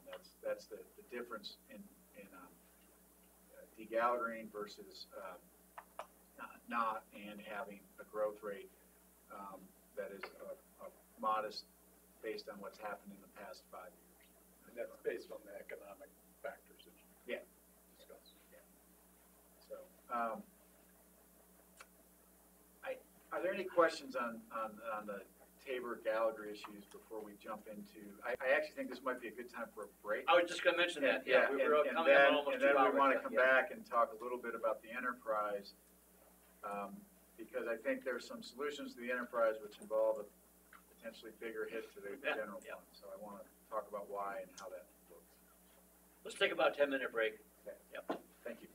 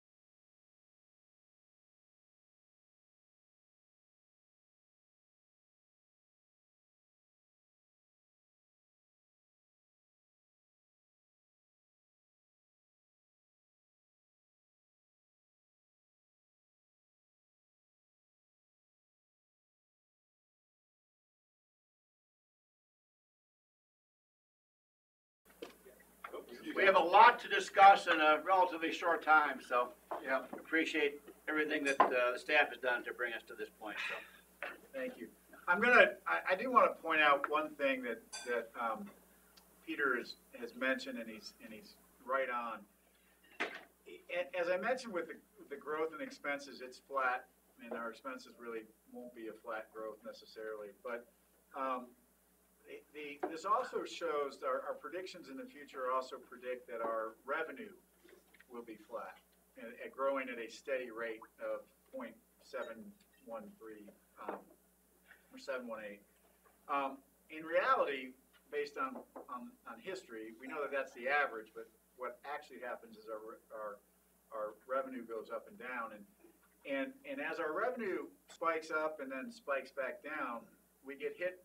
If we're not debruced on our revenue cap, we actually the future is likely less rosy than this the gray blue line at the top of the revenue, because we'll be ratcheted down in our next year's revenue growth by the Tabor revenue cap. So it's something to keep in mind that has impacted the district in the past and will continue to as long as we The are. Tabor revenue cap or the bird harvest? We've never actually been limited by since Tabor by the 5.5% cap. We've been limited by the revenue growth cap in Tabor, which is more restrictive. And so that will cause us to probably have a bit of a rockier future, and it's not modeled in this because we predicted a smooth 0.718% The growth. same would be true for the yellow and blue lines as well. They would be, They could be adjusted downward. Mr. Chairman, Yes, sir. this is Steve, and this is what local governments, particularly county governments, have been struggling with for years. If they're not debruced, you get ratcheted down in one big plunge all at once, but you can only ratchet back up in small increments over a long period of time, and you seem to never catch up. Yeah. 10% down takes you forever to get back up. Okay. Okay, moving on to the enterprise. So we want to talk a little bit about the enterprise. For those folks who are listening in, this is John Courier. Thank you. And kind of focus a bit on the connection between the enterprise fund and the general fund. You know, here we see a graph of income, expenses, and the net difference. You'll see back here, and Andy alluded to this earlier, back in 2014, 2015, we had big revenue because we sold water part of Elkhead to Tri-State. Then in 2016, we see a big negative and a decline in our overall cash flow or cash reserves because we wisely paid off our Elkhead loans. But then 2017 forward, our income stream is really driven by our Denver lease. $3 million of this roughly $5 million in income is Denver lease. Compared to roughly $3 million to $250,000 in expenses in the orange line. And so we've been running in the black, these last years. You can see it in the increase in the enterprise overall fund in the neighborhood of $2 million. But as we've all talked about, that Denver lease payment of $3 million is coming to an end pretty quickly. The last payment's due in January 2020, and then they're going to be on the hook for 45% of the OM&R at Wolford, which is going to be roughly $500,000 instead of $3 million. And so, given that drops our income significantly, obviously. Our expenses, our expenses are running right around $2.5 million in the enterprise. So, starting in 2021, absent some change in the way we run the enterprise, we're starting to run in the red. And, we're starting to run in the red to the tune of, somewhere between $500,000 and $1 million a year. And you can see that just drives our overall enterprise reserve right into the ground pretty quick, absent some change. And I will note that just due to oversight on my part, I didn't reduce the interest income associated with that enterprise cash reserve on Fund 2. So out of 2040, it assumes we're getting the same interest that we're getting in right now. So that would only drive that into the ground just that much faster. So, what can we do about this? So, quick question before you leave that. This is Doug. So, are we? So we're going to be in partnership by then on Wolford with Denver Water. Yeah. So, are they not going to? I mean, does that include us taking all of that operational expenses, or so we're going to be sharing some of that? They're responsible for the operation and maintenance expenses with their proportionate ownership interest in the water rights. So right. It comes up right at 45.33%, I think. So, but that's more like, and that's just Wolford overhead. That doesn't include Elkhead or what we have in the Eagle River Basin. So it's going to be rough numbers, right at $500,000 of our $2.5 million overall expense. So the blue line on here, Doug, the income lines each year, that in 2021, that blue line does include, and that way forward, it reflects a $500,000 contribution from Denver and OM&R in our income. Great, thank you. And it increases that at 3% per annum. One of the things that we've done in the enterprise over the years, and it's worked okay in the past, but it may not work in the future, is we've allocated all of staff to 25-75% to between enterprise and general fund. Okay, so what does that really mean for enterprise? It means that for 2019, our staff costs, our personnel costs associated with the enterprise totals $1.17 million, including salaries and benefits. If you just average the total personnel costs over the entire River District staff, that $1.17 million equates to essentially 7 full-time employees. Our two full-time caretakers, and then 5 people here from the River District staff. Now, if I was going to run the enterprise completely walled off and separate from the general fund, if I was going to run it as my own business, I would be reducing those personnel costs significantly. So that's one thing we do, but the quid pro quo is simply, hey, if we reduce our enterprise personnel costs, that just pushes the personnel costs right back to the general fund, which simply just exacerbates everything we've just talked about for the last 2 hours. Maybe to point out,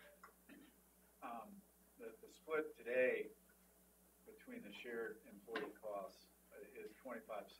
A few years back, it was 35% being paid by the enterprise, then it was 30, and now 25. I think what John's pointing out is that share of expenses on the enterprise has been convenient for maintaining staff levels and service levels to our constituents, but probably not reflective of the actual amount of time actually spent on enterprise-related issues by the staff. Right, I think that's a fair statement. So, how do we resolve this? I mean, if you break down our revenue streams for the enterprise, right now we have a revenue stream of roughly $1.2 million from water sales. We have roughly $250,000 in interest from our reserve balance. We get about $80,000 a year in cost share, OM&R cost sharing with our partners at Elkhead. And we're going to get $500,000 roughly from Denver for their OM&R. So that equates to right at $2 million in income. The big one's water sales. Where are we at in water sales?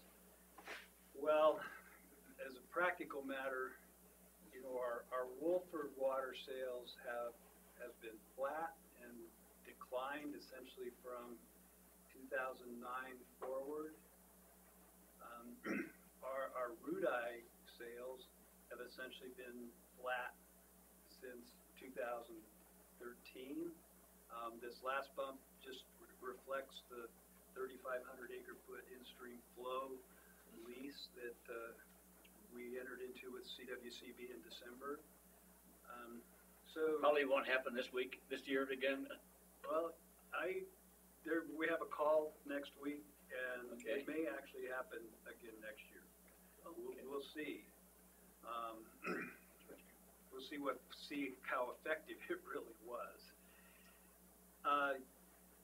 So, what do we do about this? I think the probability of us entering into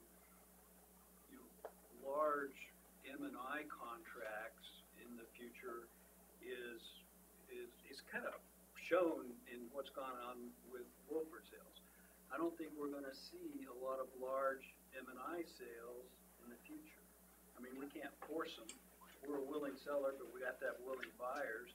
But most of the municipalities that can rely on Wolford, Rudai, et cetera, are well situated now into the foreseeable future for their consumptive water supplies, either through existing Rudai contracts, existing Wolford contracts, or other things. We're going to see some small contracts for sure, but I don't think we're going to see big contracts.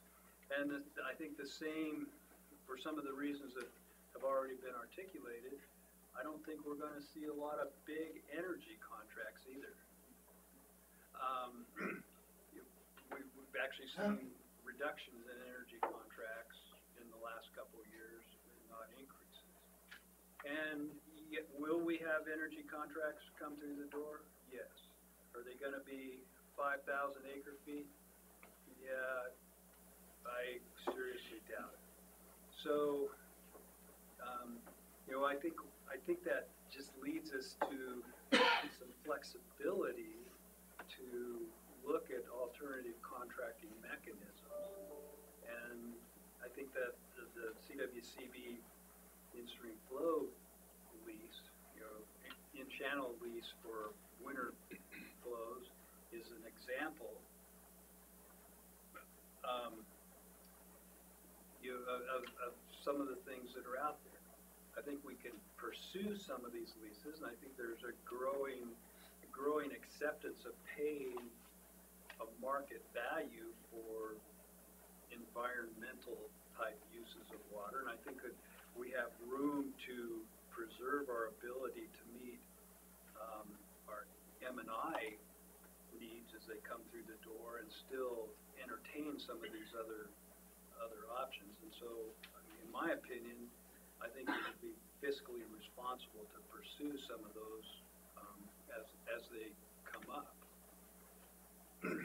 So, good morning, Marty. Yeah, Whitmore, is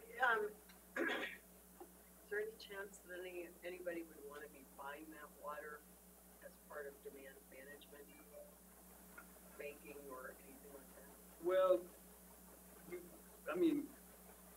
in a nutshell, that water won't work for demand management because it hasn't yet been consumptively used. Yeah. Okay. You could sell it. Sell Yeah, I was just gonna say, I mean, one other possibility that we might wanna look into is, selling space for, historic consumptive use water that could serve a purpose for demand management. Can't, the water sitting in a reservoir that hasn't been historically consumptively used, even if it's been made absolute in terms of its water right, doesn't do much for a demand management program. But storing water, storing historically consumptive use water, socking it away, effectively usurping space in the reservoir that would otherwise be used for reservoir's existing degree of purpose, could have some economic value that we might want to look into. Would that wash out though every time we build? Just put it in the bottom, and Yeah. your regulatory capacity would be reduced. Yeah. So our marketable yield would reduce, but if we're not selling the water anyway, then we can sell the space and lock it in there until it's needed, and then it floats back up to the top. Sounds like a legal fiction, the engineers. Do the Just same like thing. not having groundwater. Yeah. I don't see a reason. And actually, we're doing that right now. We are. With our own. With water that we purchase from the, forgetting the name of the ditch, the deal on the. Mosier ditch. The Mosier ditch, Yeah. consumptive use credits that we squirrel away and account for in the bottom of, Wolford, and slowly builds up an account of 73 acre feet a year. Mr. Acrofresca. This is Steve. A what-if question. How much would our enterprise revenue picture improve in the event that the River District sold all of its M&I and ag water that it has available? Well, I can address that really crudely. I mean, roughly right now, our M&I water sales amount to $1.2 million a year, and we have effectively contracted, I need to do the math to be exactly right, Director Acrofresca, but roughly 30% of our water supply is contracted. So, you know, if it was all contracted right now, looking, I estimate, don't hold me to these numbers, but in the $3 to $4 million a year range right now. So there's a lot of potential. There's a lot of potential there, and There's not currently a lot of market. Can I just say, I mean, there's a lot of potential to lease, but there's not a lot of optimism about a market actually appearing. I mean, you go back to the anticipated use of that water in these reservoirs was built. A lot of it was driven by energy consumption, including oil shale. I don't know that anybody can sit here today and say that they anticipate in a near horizon oil shale coming online to the extent where they need to lease significant water from the rivers. It has a bright future though. Louis has a bright future. Yes. Yeah. Mr. Gray? So John, this is Tom Gray. I think you're right on that there is an opportunity there. And, you know, in our basin, we don't have much storage. And we're working on an integrated water management plan. And also there's a water fund that's forming. It's already raised a bunch of money. And we have so far been able to keep the conversation about leasing stored water rather than leasing water from ag people to not irrigate. And I think in all the basins, there's going to be money for that. And as long as we have a reservoir, for instance, like Elkhart, that's going to fill, that we can push that and should be pushing that narrative that before you start drying up ag, you use the water we have. And some of you guys have a lot of water that could be used. Now, whether you can refill and you want to put yourself at risk, that's an engineering call. But I think there is opportunity there, and I think the pendulum is kind of swinging that way. I don't know what Doug would agree, because Reamp has got the same opportunity. As long as we can keep the conversation that let's use stored water before we start drying up ag. that works for getting wet water into the stream for environmental purposes Right. within Colorado. It doesn't, again, it not doesn't demand work for management. demand management. It doesn't, No, I understand, it doesn't work for demand But- management, but that's not what we're talking No, about. there's a big demand for, in the upper basin, for water in the stream, yeah. Yeah, so I just was gonna reflect that, you know, historically, well, even this district has done a lot to get water in the river, you know, like 15-mile reach PBO at little to no cost to the environmental community. And now that the environmental community seems willing to pay, I think we have some opportunity. Yeah. Yeah, and Tom, we're aware and we're doing our best to cultivate that I opportunity. know. So I just think totally. the picture doesn't look quite as dire. Well, this is kind of, this next graph where John's getting to will actually show what we would need to happen in order to maintain our status. And I want to point out, I mean, just, I think everybody understands the assumption, but given the enormity of the expense of a major repair on Wolford or even, God forbid, Elkhead, we keeping a significant reserve in our enterprise is really important. And it's important because we need to be able to maintain our assets. And if you know, we look down the face of having to potentially rebuild half of the, knock down and rebuild half the dam at Wolford, we've got to do everything we can to keep that reserve present and not spend it down in the event that happens. So, John, Well, and I would also add that, in my opinion, having that cash reserve also allows the enterprise to be nimble when the appropriate opportunity arises to get involved as the enterprise. And that you may not have the opportunity if you don't have any cash to buy into that opportunity. What Ian did here for us was kind of estimate the additional revenue that would be required, to basically break even on into the future. And the number's right at $600,000 a year now, additional water sales. You could call that additional water sales, cost reductions, what have you, but we're looking at 600,000 additional water sales right now.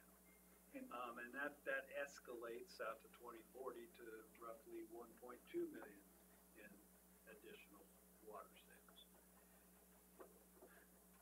Personally, I think that's a pretty heavy lift. Mm-hmm. Yeah, it is. And To get that year in, year out. Right? Oh, yeah, yeah. When we have 150% snowpack saying. Right. There isn't much demand for that. So anyway, I mean, we're pursuing creative ideas like that CRWCD lease for Root Eye Water was $228,000, nowhere near $600,000. Mike Eitel's been pursuing some ideas on Wolford Water. They haven't come to, they're not ripe yet, for sure, but they may be ways, some things in the works to do some leasing. It's not, we're not gonna generate $600,000 in income year in and year out of these kind of deals, but I think they're worth pursuing. Oh, go ahead. Well, I guess I'll follow up on what Mr. Tom Munger, said too. I mean, this is Doug, so, the Upper Yampa, we're working on a different pricing scenario for what we're gonna call environmental rec environmental water, and we're having some type of a different pricing scheme. And that might, because if they needed it really, really badly, they'd be buying it now. And then the other thing is, well, didn't we just last year turn a bunch of water out because we thought it was the right thing to do? Well, we did it in Colorado, Yeah. when we shored up the HUP. Yes, so when they look at us and say, well, it's the right thing to do, you should just turn it loose. Well, that doesn't help our profit, our scenarios. We had a lot of questions. Trust me. But I'll go back to, no, I'll just leave it at that, so. Well, So if I can point out, I mean, over the 20-year period, you go from needing an additional sales of 600,000 to 1.2 million in new contracts year after year after year. And I would agree that that's a, John puts it mildly, in his classically understated manner, a heavy lift. I put it probably that it's unrealistic to expect that. And so we can do everything we can, but I want to point out that our ability to raise revenue to protect our surpluses is limited. So the question we all have to ask as fiscal managers is, what's our other side? Well, that's to cut down on expenses. So we just talked about, or John just talked about, the approximately 1.1 million in cost that we share between the general fund and impose upon the enterprise. Potentially, some of that, a significant portion of that, is more appropriately over in the general fund. And while we just spent all this time talking about the dismal future in our general fund, I think it's important to recognize that if we have an ability, if we truly need that labor force and the costs associated with it to meet the mission of the River District, the appropriate thing is to have it over in the general fund and to get voter approval to pay for that level of service and that level of staff. And if that's not the appropriate thing to do, we have to cut down the staff. Yep. But we have to, I look at this and I say, when I look at the prior slide, this slide, that means that myself and John, that we're not doing our job, right? I mean, that's what that future means. And so somehow we've got to get it to look like this yellow line, whether that's increased sales, so we've got to get out there and pound the pavement, but we've also got to be ready to shift costs or reduce costs, if you will. But I say that, and this is where it ties into that general fund discussion, is if we as a board, if we as a district really believe that our level of staffing and service is appropriate for the mission that we have, in order to achieve that, we need more general fund revenue. It's not coming from the enterprise. I mean, we can try, but that's. Well put. I think that was pretty much it for the enterprise discussion. Yeah. Okay. So, are there questions about? Just comment. Okay. This is Tom. I agree with you, Andy. I think a combination of water sales and if this drier scenario is really true, water's going to be worth a lot more. Reservoirs that have water in them that have already been built, it's going to be a more valuable asset all the time. And then moving the needle with appropriately doing the bookwork as it should be. If we can get the general fund in the spot where it's fair enough, those two combined, I think, paint a much brighter picture. Yeah. It's just, but it's. I want to make sure everybody here at this table is on the same page, understanding where we need to look and why and what's going on. I would. We have an option here, President Merritt, that lunch is available. We're just about to, if the board will humor, launch into a discussion about the strategies for the future. We could take 5 or 10 minutes, even though we just took a break, and get lunch, sit back down, and eat while we I think talk. that sounds good, yeah. Okay, perfect. Get our food and bring it back here, and then we can continue while Andy starves and presents.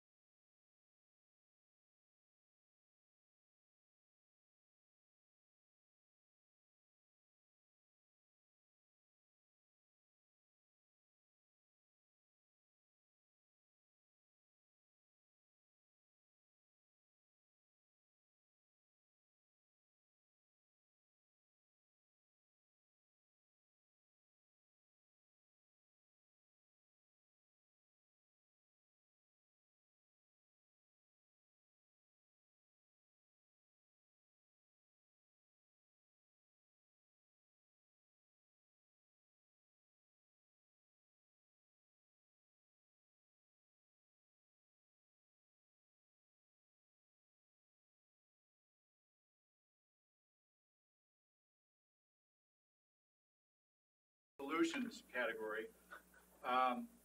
We've been waiting. Yeah. Uh-huh. Give us the magic.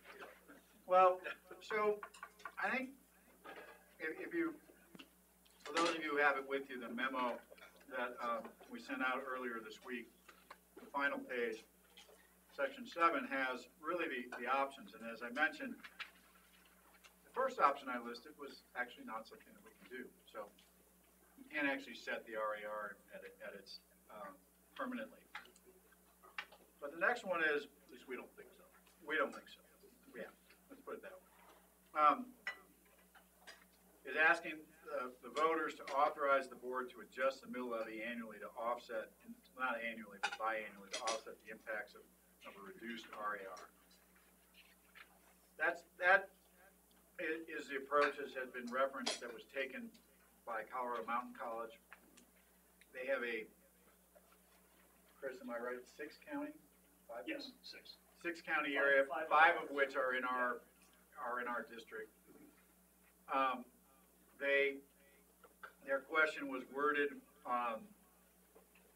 very artfully to stress the benefits they bring to the community. They happen to stress education and training for police, nurses, and teachers.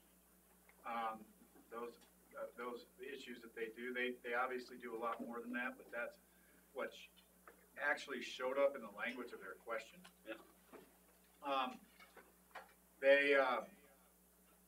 They won in those 5 counties by a 70% margin, and that, by the way, includes Garfield County, which has never been a big fan of any kind of tax measure.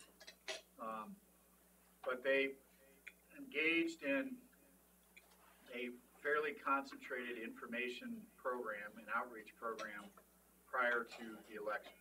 They had the assistance of the Glenwood Springs Chamber of Commerce, who acted as their kind of agent in the election. So if you'll recall, under state law, Well, the subgroup of the chamber, actually. subgroup, Community and movie. if you'll recall, your staff cannot campaign actively for an election where we can't be out there engaged in political activity designed to influence the voters. We can engage in information and outreach ahead of it. It becomes questionable the closer you get to the election, and certainly once the board, if the board were to ever to certify a question at that point, we'd be limited in what we could say publicly. The board members can advocate because we aren't on the payroll of the district. Right. So, it would, you know, whether it's a Gallagher or Tabor or some other form of election, we obviously have to make sure that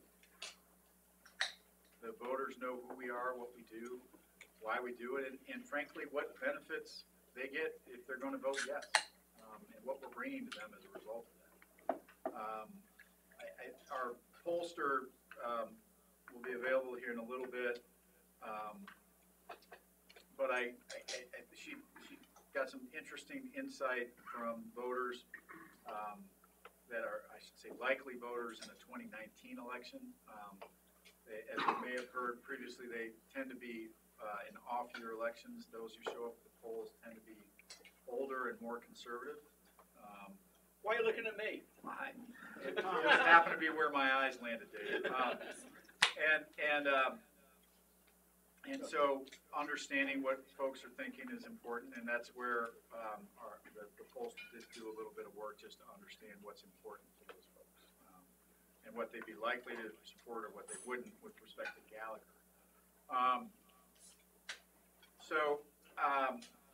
You know, going back to that chart where we talk about our possible futures, if I can find it. This chart, Gallagher really moves that if all we do is de-Gallagher, it honestly moves the break-even point, if you will, in our expenses by only a year or two. So there's some question as to why a board like this would engage in that effort.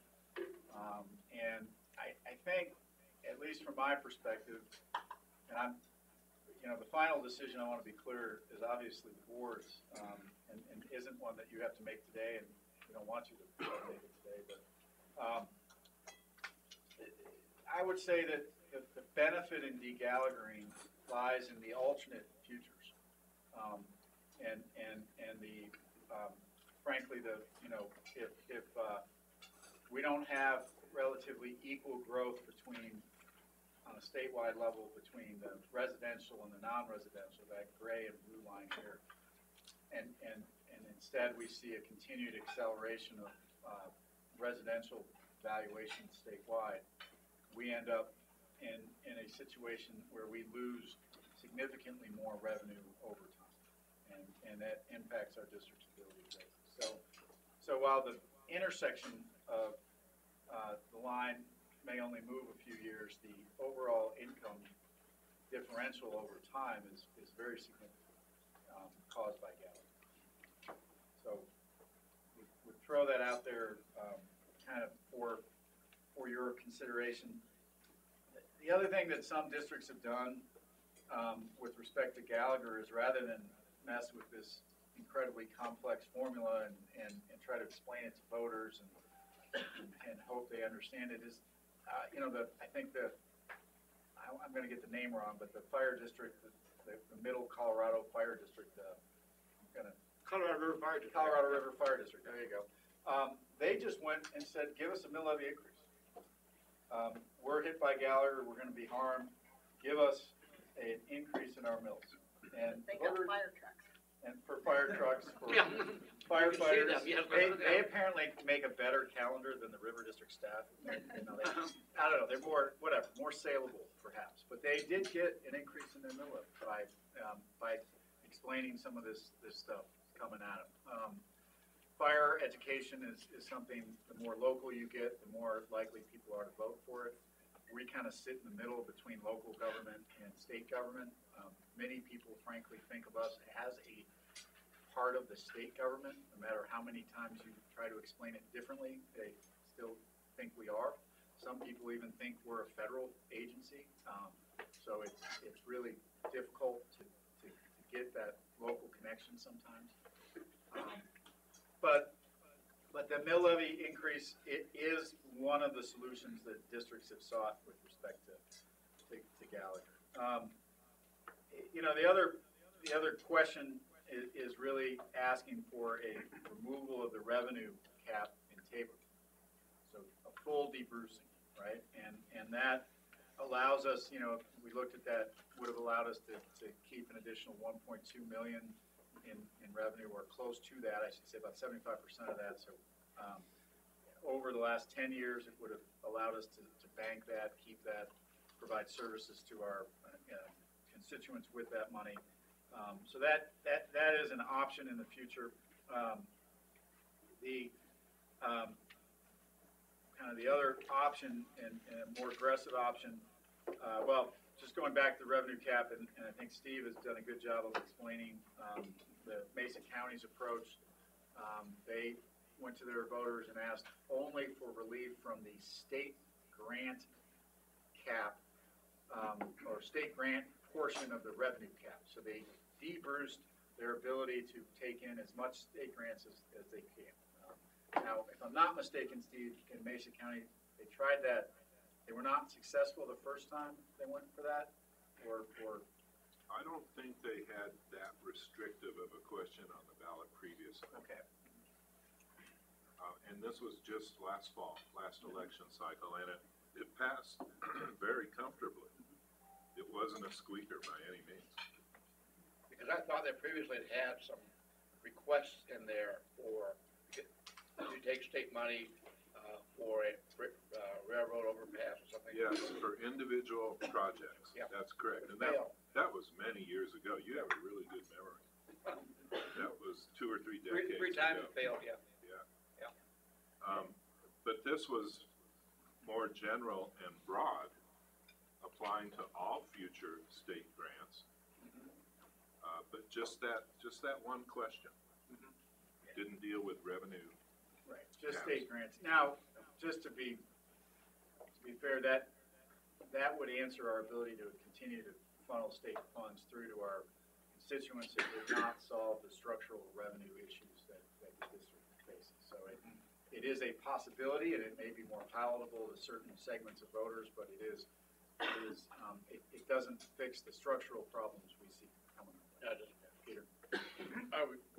It should be self-evident, but state grants are, normally you can't rely upon them as part of your annual revenue. It's an opportunistic revenue stream. I'd almost rather have a piece of legislation that backfilled our revenue losses from the RAR than saying that we're gonna get state grants to continue our operating expenses here at the River District. Yeah, That's not, I just don't think that would really do much for us. Right.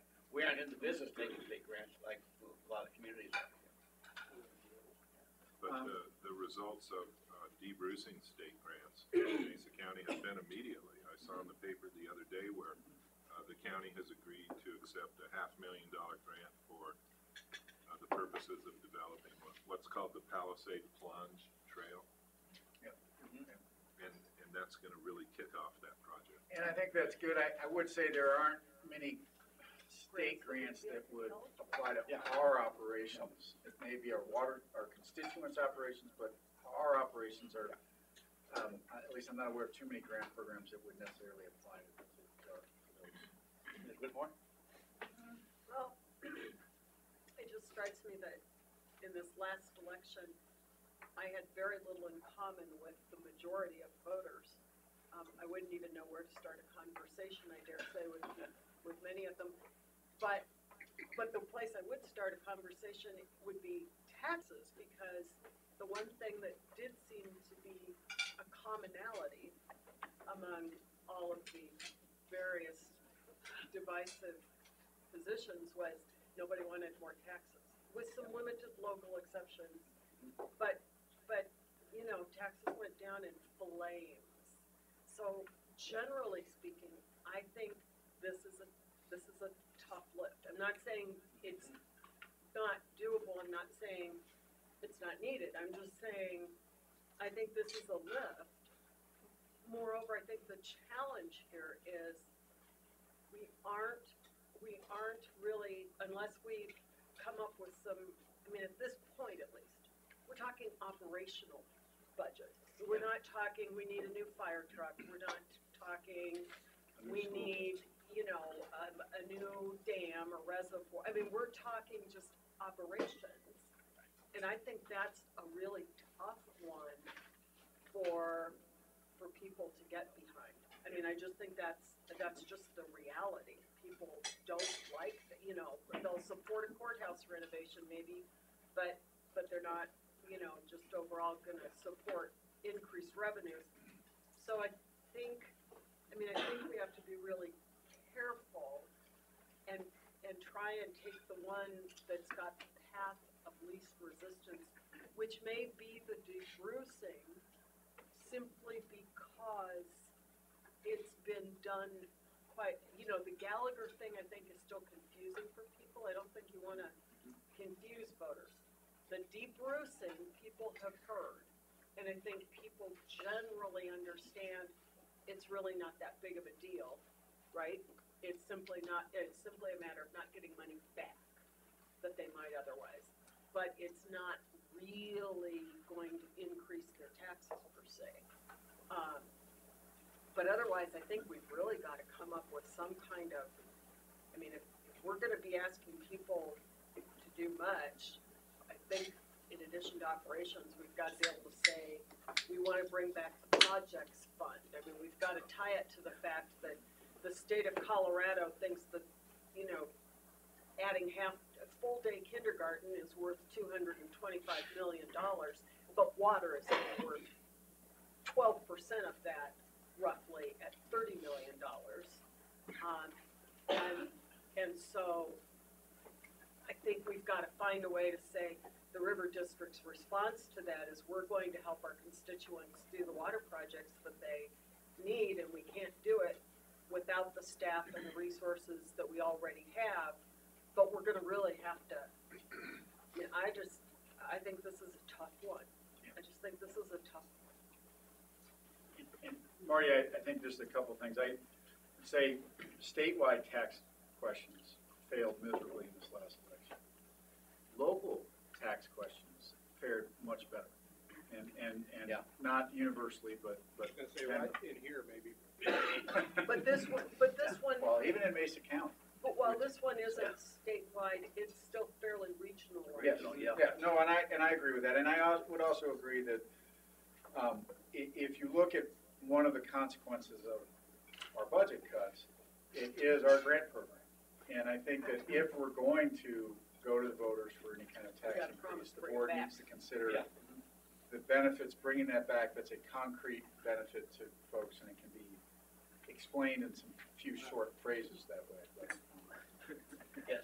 Timing is a, Kathy Chandler Henry, is a critical issue right here now. There's so much focus on water and drought and what's happening in the big Colorado rivers that it seems to me we don't need to say, we need more money just to keep the river district going as is. We need to say, we need money to protect rivers and streams, to protect the environment, to keep water in the Colorado River, to keep water going to ag, to keep it on the western slope. We are here for all of those big environmental and ag concerns. And people, I think the timing is good for that. In Eagle County, we reauthorized our open space tax. So it was not an increase in taxes, but you could argue that it was. It sunset in 2025, and we added 15 years. Now it sunsets in 2040. Passed by 82%, which was shocking. And I don't think it had to do with adding public lands to Eagle County that already has 88%. I think it had to do with concern about drought and global warming and what's going to happen to our future water in Eagle County. And so people were willing to say, yeah, we're willing to pay 1.5 mils property tax for that for another 15 years. well, it was This year and 2018.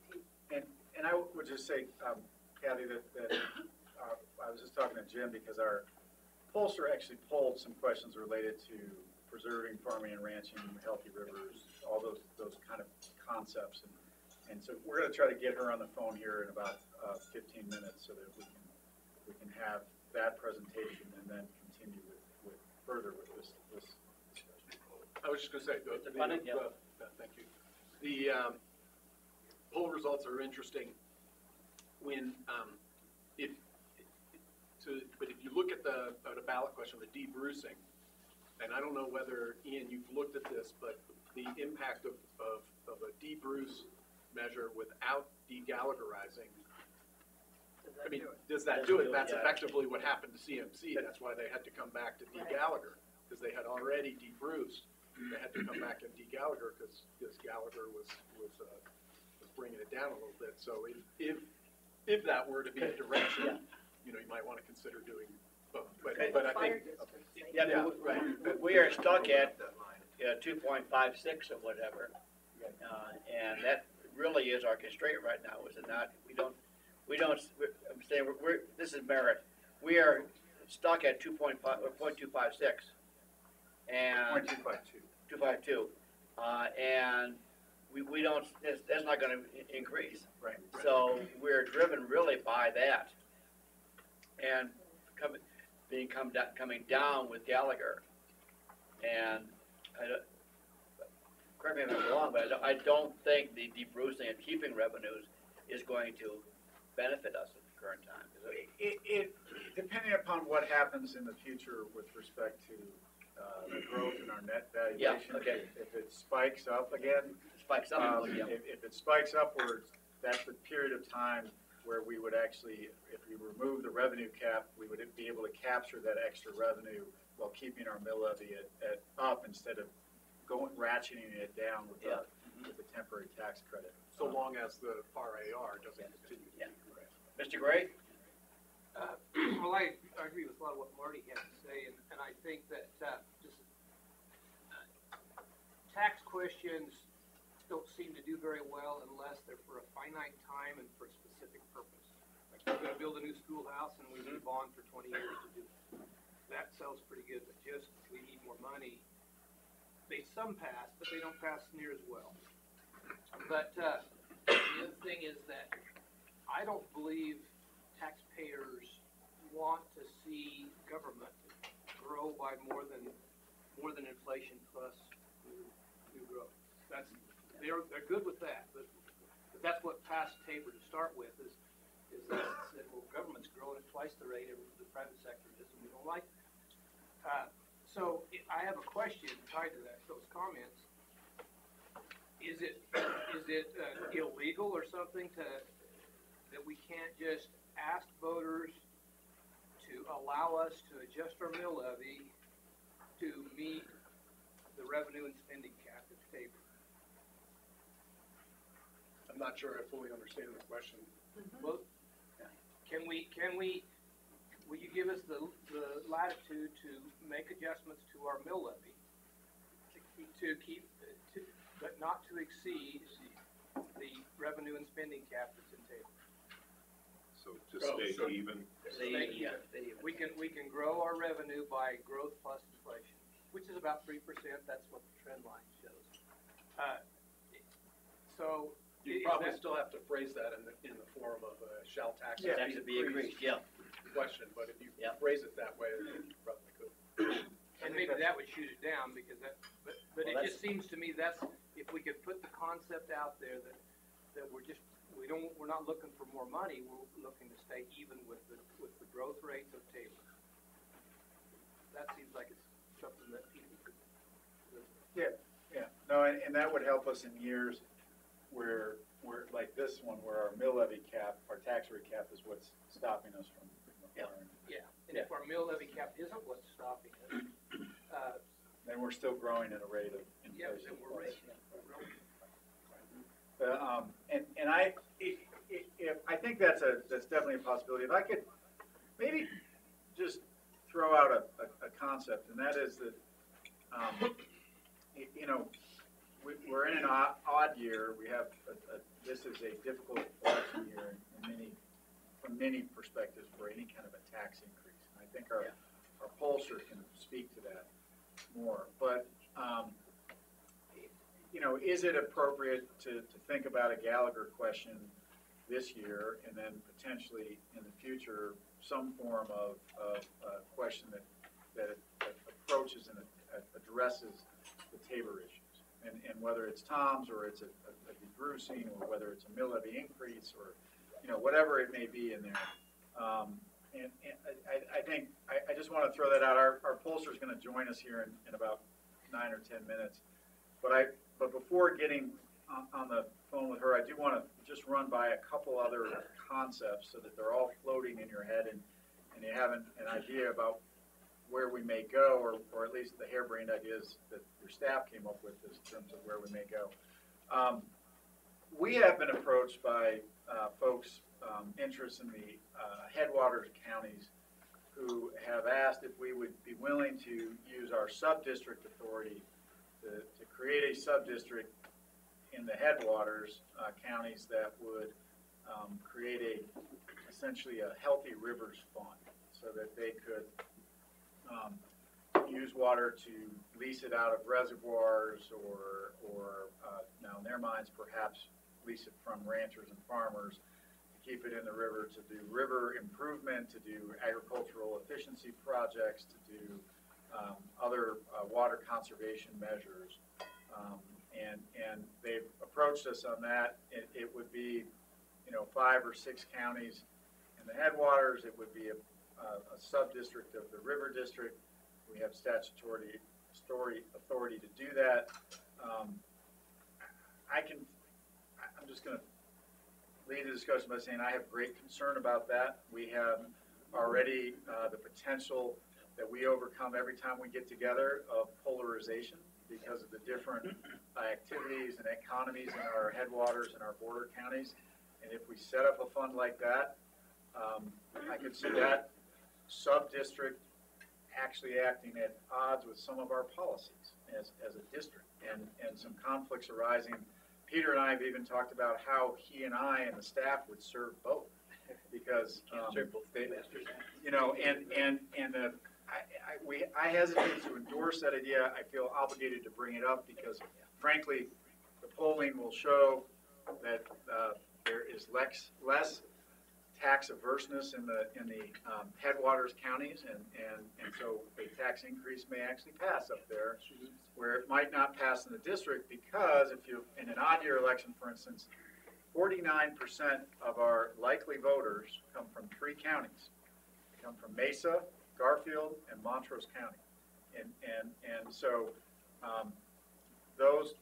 you know, in order to sell an election, we got to get a substantial portion of those votes in those 3 counties. The headwaters don't, you know, a sub-district would be appealing only because it wouldn't have that. But I throw that out as a, you know, discussion. Vandenbrink, I just see also some conflicts with the active conservation districts out there that are actually charged and collecting a tax already to do exactly that. What you're talking about is your scope of work. They're already collecting a mill levy. The original water share organizations. Yes. Yeah. Other comments? Mr. Alvey? Alvy, I think that's a deal with the devil, and you don't want to do it. I think that's the worst path we as River District could go down. I think we hear your direction loud and clear. Next item? Next item, sir? Yeah, next item. The other question is, you know, do you do this in stages? Do you do a potentially a Gallagher now and a some form of potential tax relief, tax increase? I hate to even say the word. In the future, whether it is with our own mill levy with property tax, or whether we go to the legislature in the interim between, you know, maybe in 2020 and seek. Right now, we have only statutory authority for a property tax, for ad valorem tax. Do we actually seek tax relief on for a different type of tax? And I referenced this earlier in the discussion. Right now, our non-consumptive water users really don't necessarily pay because a lot of those businesses don't have the property that is being taxed under our property tax. Do we ask for a different type of tax? Well, what are they? Well, sales tax authority. I think sales tax authority is an interesting idea. It would be paid for by tourists and all sorts of demographically diverse people, but we would be going head into a fight with the municipalities and the counties who view that as their purview and their taxing authority area. So we might not have too many allies if we try to do that. Sales tax is very high in many of our communities already. So other ideas, lodging taxes. Same thing. Well, same thing there, but it is taxing someone else. There's always appealing to me. So, idea being that, oh, those people from Denver or out of state would be paying these taxes. It is our lodging community and the chambers that would probably come a bit unglued on that one. So, yes, who's going to support it then? Right. A bottle tax, right? And we you know, we have a direct connection to the liquid that's in all of those bottles. It could even a bottle tax in some people's mind would be equivalent to a sin tax, trying to get rid of those plastic bottles, increase the cost. You have a bottled beverage industry that has an amazing war chest that they utilize whenever anybody talks about bottle taxes. They don't want that to catch on. Craft brewing industry might actually line up with us because they often do on water issues, but not the big InBev and Molson Coors and those kind of products. And then just the straight out sin tax. Do we ask voters for the sake of water, to tax marijuana or nicotine products or tobacco products? Do we ask something like that? We'd have to, again, get authority from the legislature to do any of this. Or do we stick with the property tax concept and focus on that, because that's what our district has always done. So, Mr. Alvey, first. So any of these proposals are gonna be a long way out. You're not getting that done this year. No. And not even probably next year. I mean, Right. there's a lot of thinking that is gonna Yes. have to go into how we do this. In general, the idea of expanding our tax base makes some sense to me. I don't know which of those options seems the most sensible, but there are a lot of people who get direct benefits from the work we do that don't have any skin in the game, and it would be good to diversify that income. But again, I don't have any idea which one of those options is the most palatable. We do have Mr. Trappy? sorry. Mr. Trappy, Well, I'm gonna be really negative about an election.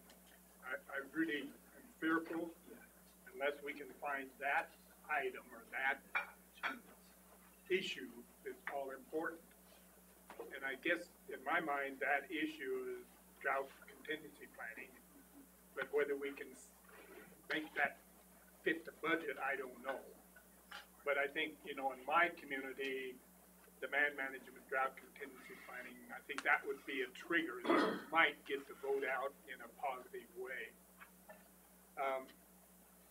I'm gonna throw out, even if we solve the Gallagher issue, and if we solve the Tabor issue to some degree, does that really allow us the flexibility that we need moving to the future?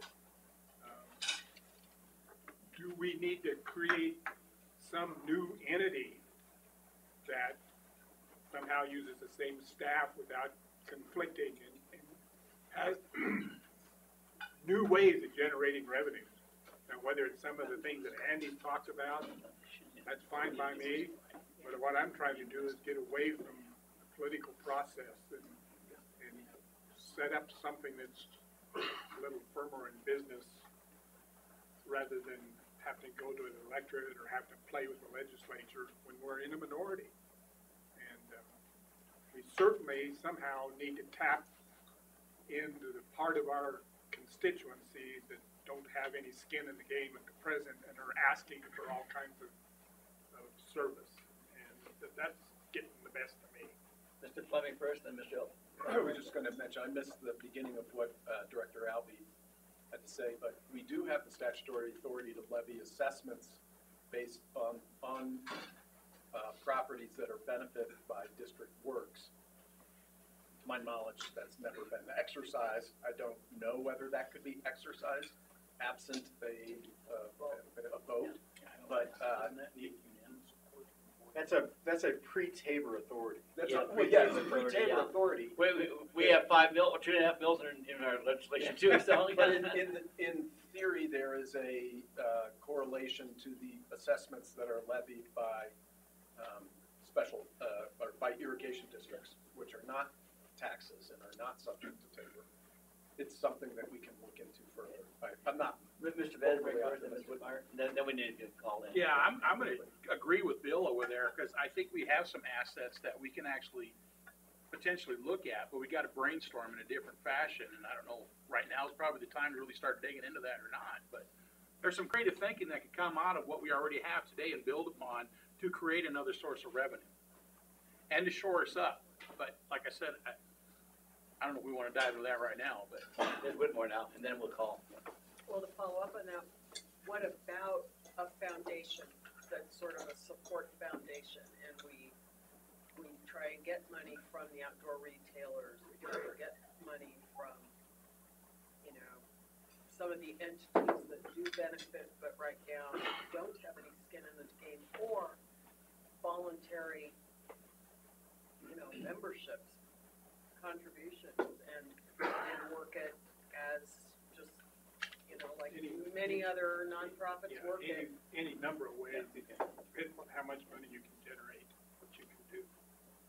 Okay, we do need to call in right now. Yeah, we'll continue the Yeah, we'll conversation, I think.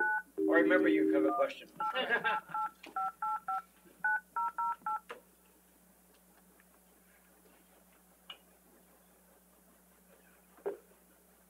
Welcome to Open Voice Audio Services. Please enter your conference room number followed by the pound or hash sign.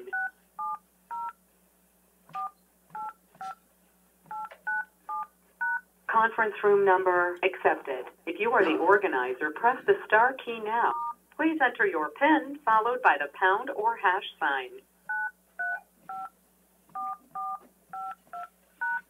For a menu of available commands, press star 1. There is one other caller on the call. Hello, Lori? Yes, I'm on. Okay, this is Jim, and you're being heard now before our board meeting. And Andy Mueller is directing conversation, as is our board president, Dave Merritt. So at this point, Dave, should she proceed with her slideshow? Yes, Okay. proceed, Lori, thank you. And I'll Great. be advancing your So- slides. Yeah, Merritt you're first, trusted to Mr. Pokrant, so that's dangerous, but. So we'll just, I'll just try and cue the slides and let me know if at any point there's confusion as to which slide I'm referencing, and I'll apologize in advance if that happens. But just to walk through on page 2, well, first of all, thank you again for having me. And some of you I may have met in the past because we have conducted surveys. I'm now with my own company, so that's exciting for me, and appreciate continuing this relationship. This is a little different from some of the research that we've done before because we were looking at I've tried to word this delicately on slide 2, so anything in writing, but we tried to look at people who are likely to vote in November of 2019. So in the past, we've usually been looking at very broad sort of residents or full-time residents. So we're looking at voters, but not sort of, this discrete universe. And when we look at people who participate in elections like this one, we base that on past behavior. So have they voted in a November 2017 or 2015? We also included, given the growth that we're seeing really throughout the state and certainly in some of these counties, some new residents as well. So it wasn't completely just based on past behavior because we know a lot of people who are definitely engaged in their communities are moving into new areas of the state. So what that means is this is a somewhat older, fairly informed and active group of residents, and we provided a number of different ways to participate. We called people on landlines and on cell phones, and we also invited people to participate online via an invitation that was sent, but we attached that so it was only to people that we knew had met our profile of past vote behavior. Laura, this is Dave Merritt. One question is, when you call, how does your number show on my caller ID on my either home phone or cell phone? Yeah, so it shows as a Colorado number. So even though it's not actually a Colorado number, it shows as a Colorado number. And I think I think they had to use a 720 instead of a 970, but I made sure it was definitely a Colorado number. So there's no identifier around it, there's just a number? I believe it's just a number. Sometimes in the past it'll say something about research, but it's not, but we try and make sure that it's also showing that specific Colorado number. Okay, and not something out of state. Just a comment then, that I would, in our standard household practice, is to ignore those calls. Yeah. Yeah, and that's exactly why we have been shifting to also inviting using what we call mixed mode methodology. So we're inviting people to participate via an online invitation if we can attach an email address to those specific individuals. So that we're, half of our interviews we're conducting in that way, but we still do get lots of people that are willing to participate, especially when we're looking at a somewhat older profile of the electorate. Okay, thank you.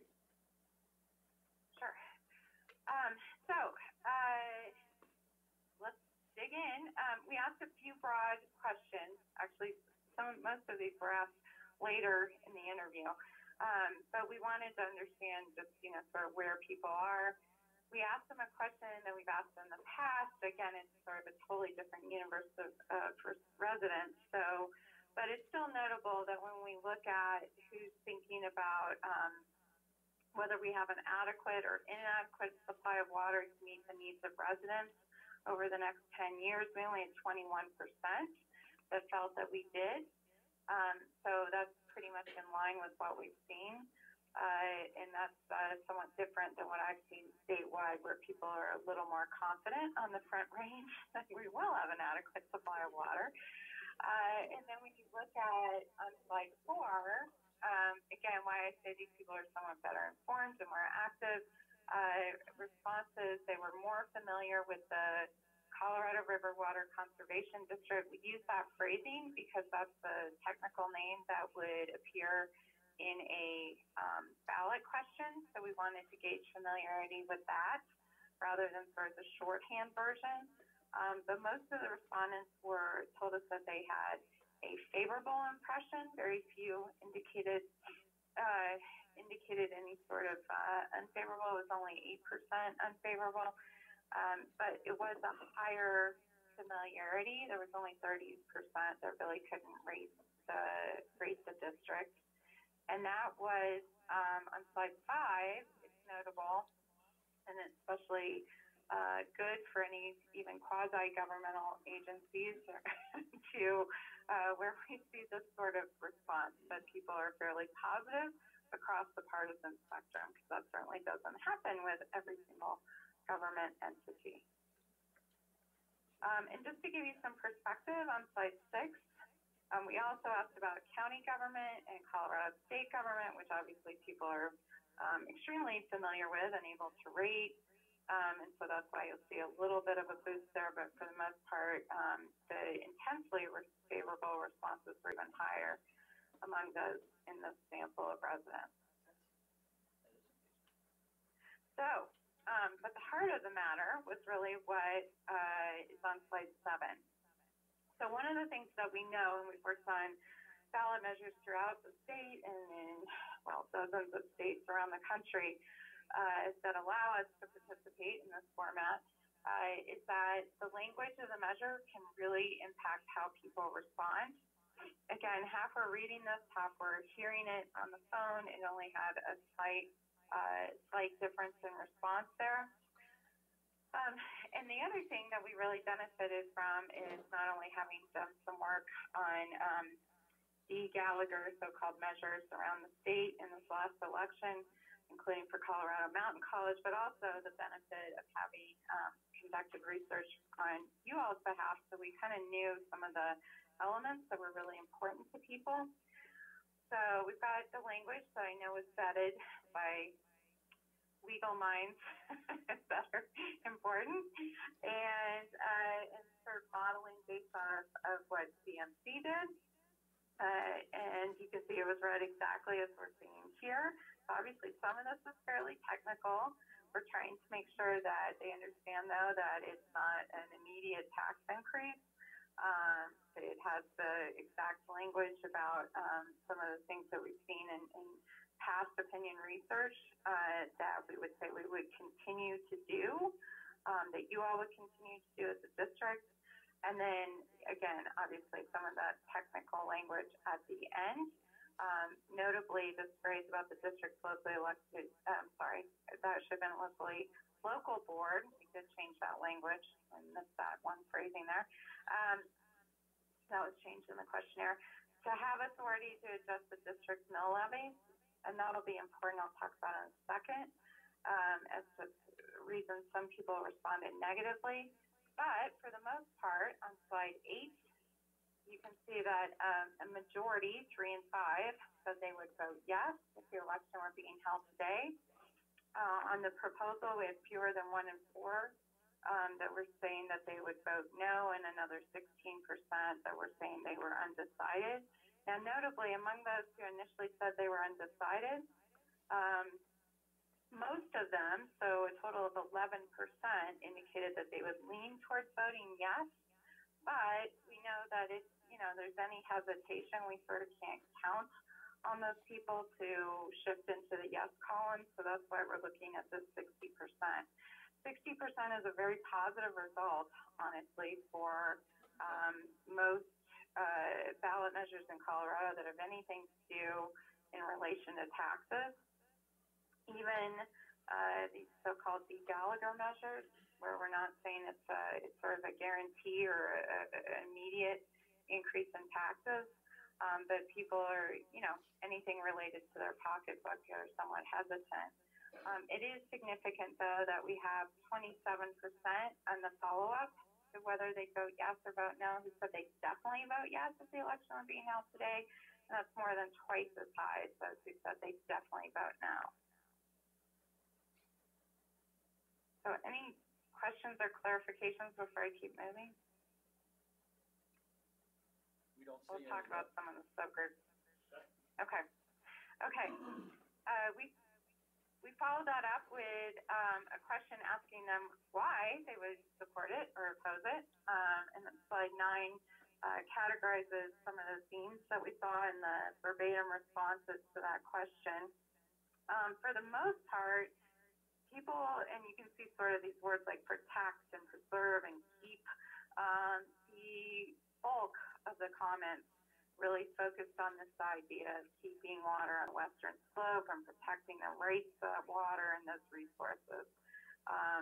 And that we need adequate water, whether it's for jobs in general and the economy in general, or whether it's for agriculture specifically.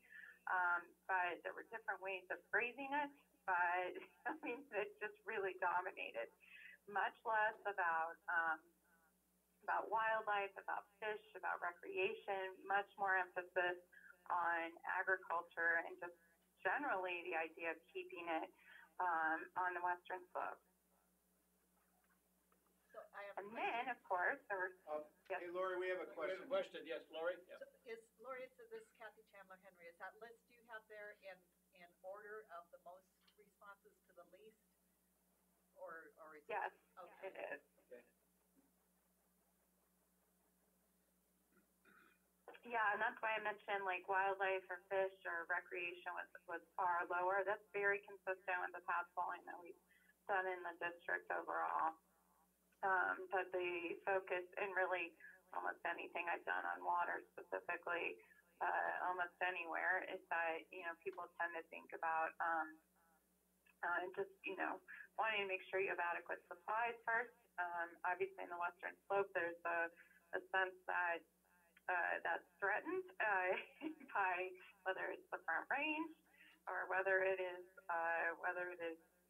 it's moving out of the state and to Vegas or Arizona or California. I think those were the three mentions of where they did not want it to go. So, and then on 10, slide 10, sorry, the reason respondents said they would vote no.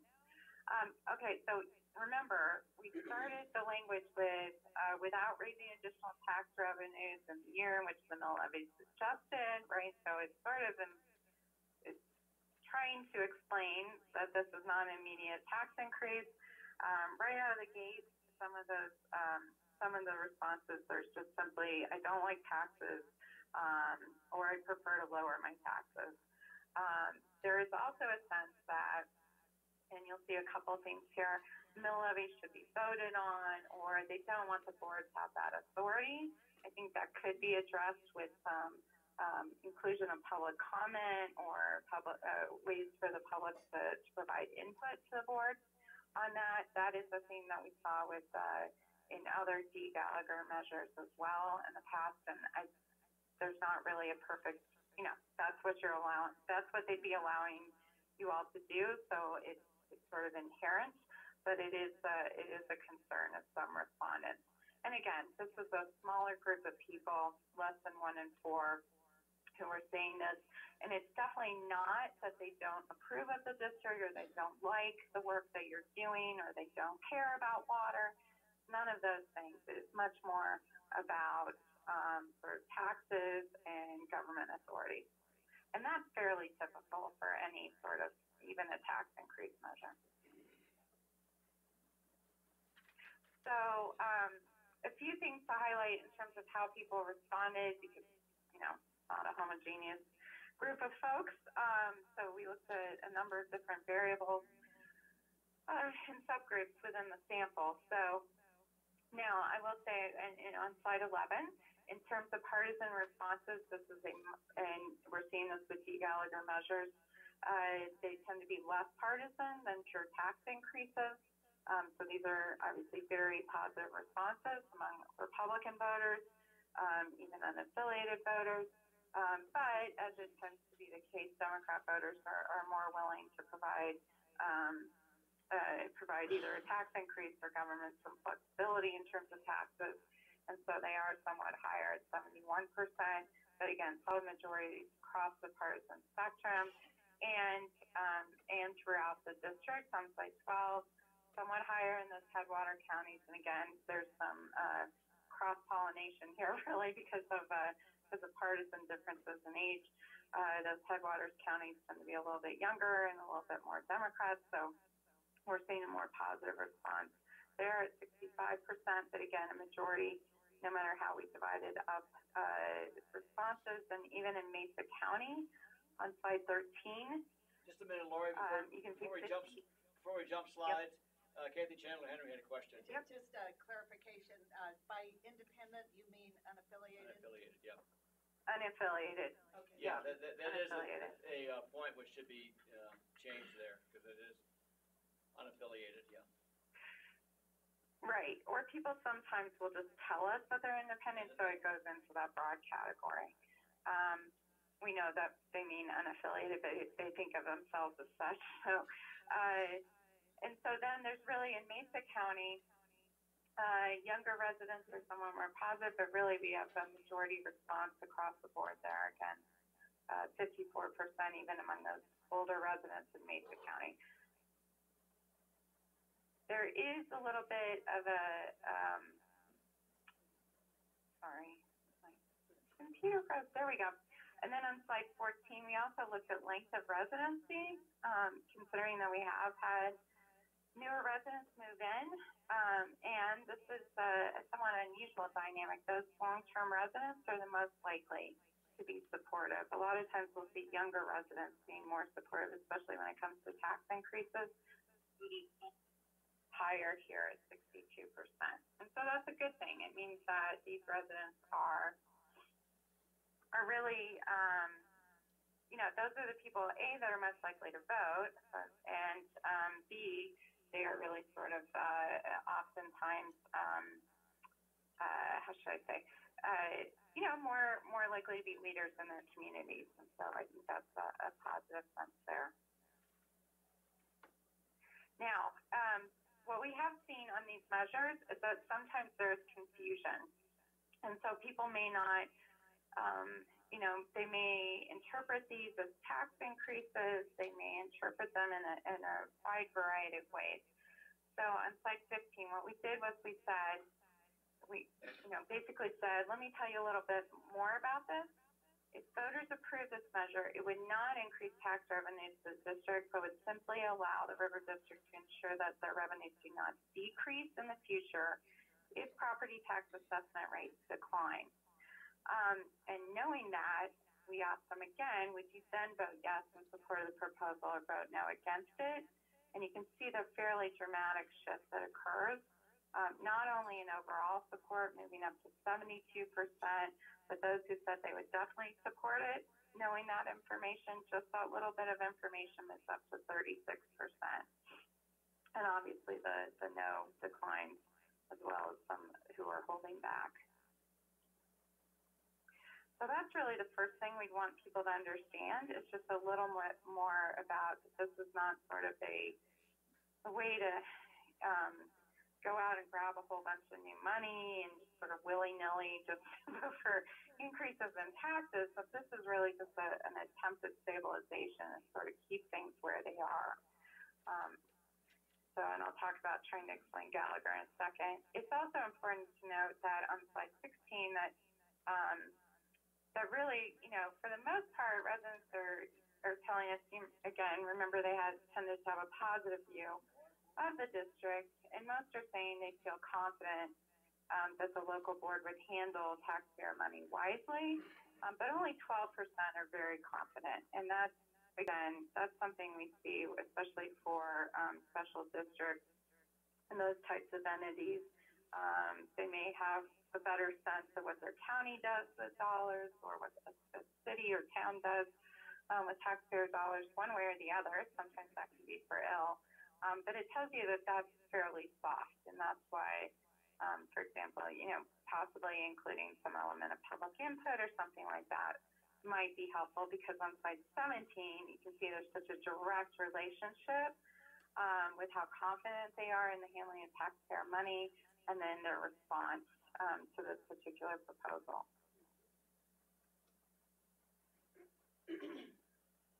Okay, so the other thing that we wanted to do was, even though we sort of have a pretty good and solid foundation in understanding how people respond to the various things that the district does and would want to continue to do by having, not having your revenues decline over time due to Gallagher.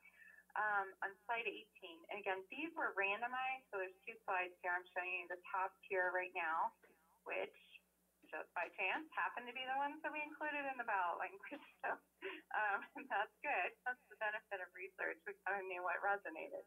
We asked them to tell us for each one, and again, it was a randomized list, how important is each one of those to you? Is it extremely important, very important, somewhat important, or not important that funding be dedicated to that particular purpose? And you can see a lot of the things that people brought up on their own as reasons to vote yes are things that are captured here. Fighting to keep water on the western slope, drinking water was in there, and then farming and ranching. Wildlife, certainly by maintaining river levels and water quality, was in the mix. But again, the top two really had a strong emphasis. And I will tell you, in terms of testing things for the extremely very important figures, these are through the roof. These are extraordinarily high in terms of that response. A lot of times we're looking at things more in the 40s or 30s, and the fact that you have things in the 90s is unbelievable, really. That people are saying those are very important, that those be funded. So I think it just tells you how important and how vital they see this as, and obviously why they are tending to embrace this proposal. On slide 19, not everything was up in the 90s, but again, even three other things were in the 80s, although sort of less intensity behind those. Those extremely important numbers were not in the 50s or 40s anymore, but in the 30s. And then obviously a few things like mentioning Lake Powell or cloud seeding just really sort of dropped that level of intensity. So I think what it tells us is the things on the previous slide, on slide 18, the things that were included in the ballot language are really, they definitely are the things that resonate most strongly. And, sometimes when I'm doing these things with a new group, like with Colorado Mountain College, we realized, oh, wow, this one really is more important than the others, we should put it first, or these things really don't connect with people, and maybe we want to include that in the ballot language because it's something we do, but not something we have to put emphasis on. Lori, this is Chris. Before you change slides, I'm wondering if you've had a chance to look at the crosstabs in geography for some of these issues. Are there issues that resonate geographically and specifically in Mesa County? Specifically in Mesa? Yeah, I did look. Overall, there weren't huge differences. Let me pull up crosstabs just so I'm not relying on my sometimes faulty memory. It was very much in line with the rank order here. The top four were all the same. The keeping water on the west slope was the top one. drinking water for communities, followed by very, very closely by agriculture was the number 3. So it was, it was very much in line with the overall numbers. Thank you. Yeah, we just didn't see a lot of variation. It wasn't like cloud seeding was number 1 for any group or something weird where you'd be like, oh wow, that's interesting.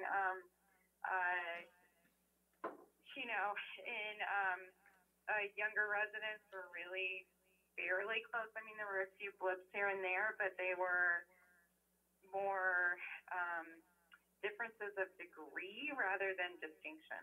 I guess that's how I'd say it.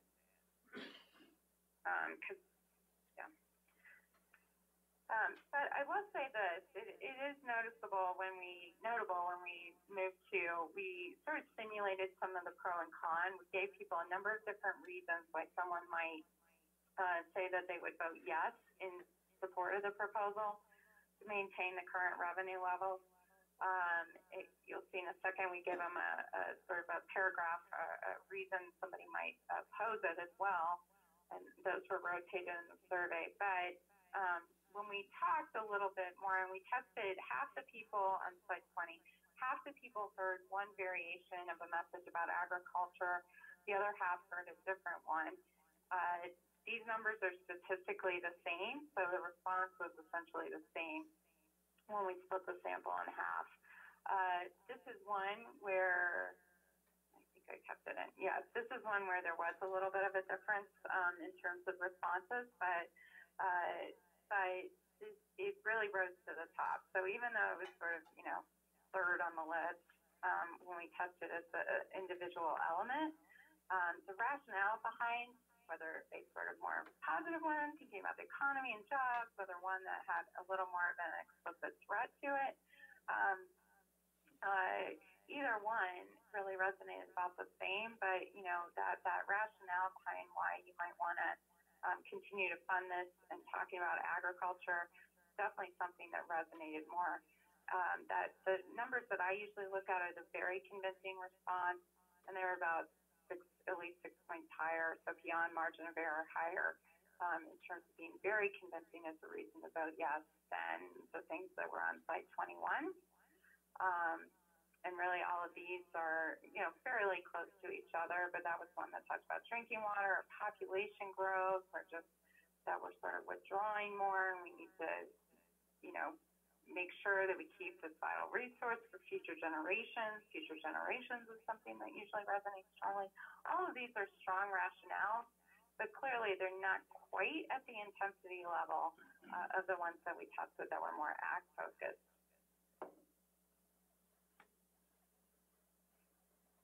And then finally, on slide 22, and this is the 4th time I've seen this happen, trying to explain Gallagher is our least compelling rationale. So whether you're in education, whether you're a fire district, whatever you are, there are better reasons that people tend to gravitate towards than, hey, here's the main reason we need this measure to pass, and this is trying to explain Gallagher. It just does not connect with people, and I think in part it's a lot of what we often see in communications. It's much more about process, and it's less about how does this affect me directly in the end benefits that I get and my community gets from continuing to maintain these revenues. And so we often sort of glibly say in campaigns that when we're explaining, we're losing, and I think that goes back to that idea. And I just wanted to hit real quick on the messages that resonated most. Among those Republicans and unaffiliated voters, the farming and ranching, at least one variation of those messages, really across the board, farming and ranching was one of the top tier ones. The connection to the economy was somewhat stronger among those Republicans and unaffiliated voters. You can see whether it was the headwaters or downriver counties. Again, ag was the top one in both of those areas too. So we weren't seeing something about population growth or, something different that really popped out anywhere else, I do think, emphasizing that ag element is going to be important. And then quickly on slide 24, I said, yes, we gave people a counter response. Basically said, look, cost of living's going up, people are struggling, and this is sort of allowing the district to get around the taxpayer bill of rights, which has been sort of a common theme in other Gallagher measures that I had seen before, some of what people would say in response, which again, we saw a little bit of that here as well. Now, remember, we were up in the 50s for very convincing, the 80s for total convincing. Here, these are far less than that. Only 15% found this argument very convincing as a reason to vote no against it, and only 43% said it was even somewhat convincing. But there were definitely some groups that were more likely to say it was at least somewhat convincing on slide 25. Those who are very closely tied to the farm economy, those unaffiliated men, again, in Mesa County. That's the main reason I wanted to show you this, and Republicans were somewhat more likely to say that these were at least somewhat compelling. And then on slide 26, even though it wasn't, nearly as intensely compelling, after they heard the pros and the cons, so here's where we started on the left-hand side. The initial responses on slide 26 was at 60%. After we explained this wasn't sort of a flat-out tax increase, this was just trying to maintain the current revenue levels, we went up to 72%. And then after they heard the pros and just that one con, sort of came to a midpoint there at 65%. So it does indicate that you would want you would want some group to eventually take this over and sort of be able to communicate about what this really means, and some about the good work that the district is doing that clearly people say, yeah, that's something that's important to me that I think should be continued. Because without that, obviously, if we weren't sort of explaining it, if we weren't giving them some pros, that 60% could clearly erode somewhat. And then the next two slides are just summing up. Again, I think this is a solid proposal. 60% is a very good starting point. And while there's modest distinctions among some of the subgroups that we hit on before, it's really widely embraced for the reasons that we talked about. Definitely that spread for agriculture and its connection to the economy is most compelling out of the rationales we saw. But the first thing that people really need to know is it's not sort of a flat-out tax increase, even though we know, and this proves it yet again, that explaining Gallagher is definitely not our most effective communication point. Those criticisms on slide 28 definitely came with our support. We may want to think about some element of public input for those people that are concerned about granting that much authority to the board sort of in principle. Even though, again, they very much have positive views of the district and feel like they're handling taxpayer money wisely. It's just sort of a nice check and balance, and they help alleviate some potential concerns. But again, it would be, I think it's definitely the case here that we want to have some group eventually taking us over and communicating, just to avoid confusion, because we saw that, not everyone completely understands the measure right out of the gate, even with this very nice ballot language. That you can really boost responses once we clear things up for folks. So, I can't see any confusion or quizzical looks on people's faces, so I'm happy to go back or clarify any points. Do we have any questions for Lori Weigel? Mr. Munger. So, yeah, Lori, so I guess I appreciate the perspective and the results of the survey you did. I guess my question is, were you aware of what the survey results were of the transportation and the K through 12 ballot stuff was during the last election? And again, I'm a little worried about whether the survey that we just did and how that will compare back out to our actual voters. Oh, yeah, sure. But I would say this. We did an experiment during the election where we tested those two measures. Well, all three. There were two transportation-related ones. In September, we did it right before the election as well. Our numbers were within 1%, actually, of the final outcome. Wow. On those. Just because, in part because people were voting and making up their minds at the very end of November. But we did see a shift. It is way more common for that shift from sort of when people are first hearing about something happening to when they're actually filling out their ballots and voting, for that to happen with tax increase measures.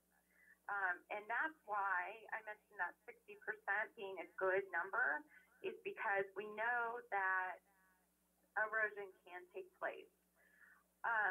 Now, the other thing I know, and I've worked a lot on continuation measures, where in fact the one that the Colorado Supreme Court precedent that you can say without raising taxes and avoid the Tabor language. That when we talk about, again, both of those, had Tabor language, the outright tax increases. And so that's something that tends to diminish support. But when we say without raising additional tax revenues in the year, a lot of people just honestly, it wouldn't matter what the other things we were doing in the measure were, or who was asking for it. Because that's the thing. They're like, oh, these sound like pretty good things, and it's not raising my taxes. And so they're okay with it. And so that doesn't tend to shift a lot. It's also why ballot language is so incredibly important. And that education measure was a casebook example of how you would not want to create a ballot language for a statewide measure. It was complex. It was burdensome. There were huge dollar amounts. It just had that's 3 strikes, and it probably has 10. So I think there are, I think there's a vast difference also between funding something that is fairly close to home and funding something that is statewide and that seems to go off into this, black hole somewhere else that isn't close to home, and you're not really sure if that's going to come back to you. And that's why statewide measures are incredibly difficult to succeed. And, I've certainly worked on successful ones in other states, but boy, are they tough here in Colorado. And a lot of that is due to Tabor. Thank you. Other questions? Mr. Fresca. Yeah, there was a lot of information in this presentation. Is Jim able to share this presentation with us electronically or on paper or both? Correct, yes. Great, thank you. And will this be on our website? It's a public document, so. Yeah. It's a public document. It will not be put on the website. It'll be given to anybody who asks for it. Okay, okay, thank you. Other questions? No other questions? Okay. Mr. Miller, back to you. Yeah, we just need to. Okay, Lori, thank you very much, and we'll be in touch. Thanks, Lori. Okay. Thank you. Thank you. Yeah, thank you. And I don't go away, so I'm available for follow-up questions later today or at any time in the future. So, thank you. That. Thank you. And are there other folks on the line in addition to Lori? I just hung up. No, not on that line. We have a Streaming, live yeah. streaming audio channel on YouTube, so there are other people potentially listening. So we don't know how many. Nope. Well, we might know how many. I could look. Yeah, we can find out how many, but we don't know who they are. That'd be interesting. So, you heard from Lori, and I think that one of the key takeaways, frankly, from that is that certainly in an off year, if you ask for a tax increase, it is likely to receive a much more unfavorable review. And we didn't poll a tax increase question, but in talking to Lori about it, her experience, which is pretty relevant, is that decrease is between 10 and 20% decrease if you have the standard Tabor required language. So as favorable as this was for our district, it had a lot to do with the not asking for a tax increase.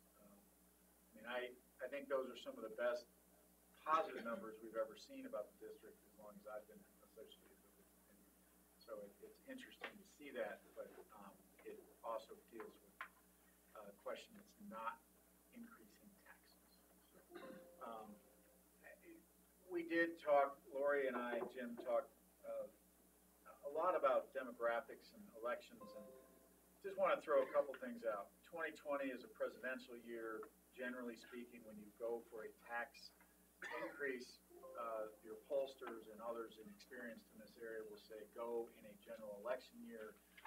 You're more likely to get younger, less tax averse voters. This presidential year, however, poses some really interesting issues, which when you ask Lori or other professionals, they all say, we're really not sure what's going to happen, and it scares most people away. The other thing to keep in mind is that, as you're aware, there's a statewide funding effort for the water plan. I still am involved in that. You've gotten some memos on it, Marty, but I can get it. So there is this effort, and it is possible that group is talking about having a statewide ballot question in 2020 to fund the water plan. And my take on that is that we do not want to be on a ballot at the same time as the statewide water plan. I think it is likely to meet the same fate that the statewide transportation and education funding issues just had, and we don't want to go down with them or be confused with them. And I say that, by the way, as a member of a steering committee trying to study the statewide water plan funding issue. I don't mean to be against it, I just being very realistic about statewide funding issues. So it leaves you with 2019, potentially 2022 if you want an even year.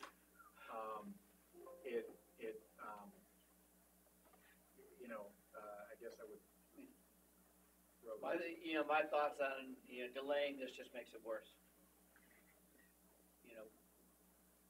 We have an impending problem, and 2020, 2021, it doesn't get any better. It gets worse. Ms. Whitmore.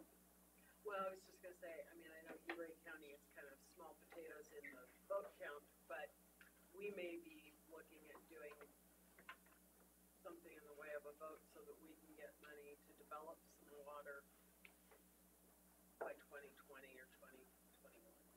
So I'd rather see this one go early. Yeah. Mm-hmm. Mr. Gray. So the ballot language that we polled would put us in the top light blue column? Yes. I don't see that's worth brain damage. You just get us, move the needle that far. Excuse me? Just to move if that ballot that we polled passed, it would put the revenue in the top, in the top light blue line. Guess it's Which would the be 2023. significantly below a 3% increase in expenses. But it sure beats the alternative. Yeah, that's be my comment too. Yeah, but why not ask the voters to let us grow at the rate of inflation plus growth? What Tabor allows is adjust our mill levy to grow at that rate, which would be the green line. If you're gonna ask for it, ask for something that actually works. Well, actually, the green line, this is Doug, actually the green line's expenses. Yeah. So that's gonna take a tax increase. Well, this would be a tax increase. but, Yeah, the green line won't work without a tax increase. Well, I don't wanna speak for Tom, yeah, but no, go ahead. I'm pretty sure Tom's suggesting that right now we're hit by a cap in our mill rate, our tax rate cap. Yeah. And what Tom is saying is allow the tax rate to grow at, the same factor that our revenue cap grows at. So get rid of it essentially as a cap. Allow it to grow at inflation plus local growth. So that's about that inflation plus local growth, if you remember Ian mentioned this year, it's about 4.45%.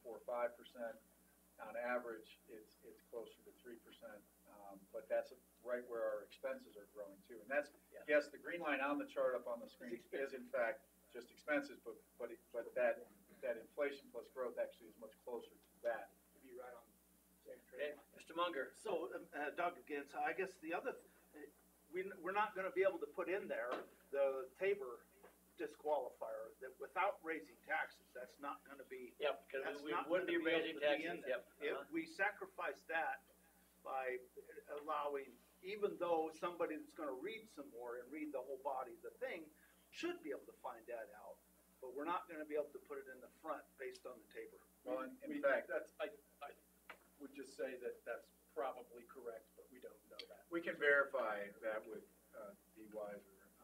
I'd say that's accurate. I believe it's accurate, and Yeah, I believe the additional thing is it won't say, shall we raise taxes? So it will say, shall we raise taxes by X amount, which is the first year's, right? Isn't that the amount raised? And by the way, that's district-wide, so it's gonna be a It'll be a big chunk large number. compared to the library district. Right. Other comments? Mr. Munger again, Mr. Albee, okay, yeah. So I'm confused. I think Tom's on to something here, and I'm not sure I'm understanding why we couldn't say essentially the same thing as this without raising revenues in the current year. That's what that said. Raising taxes. Without raising.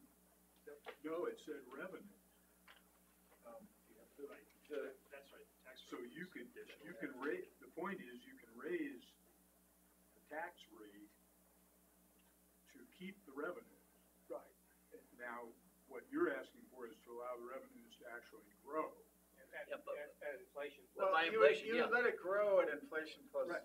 growth. Right. But the interesting thing about Tom's proposal, and again, we have to verify with legal counsel on this, but the interesting thing with the proposal is that it's not at the discretion of this board, as much as the people seem to like you.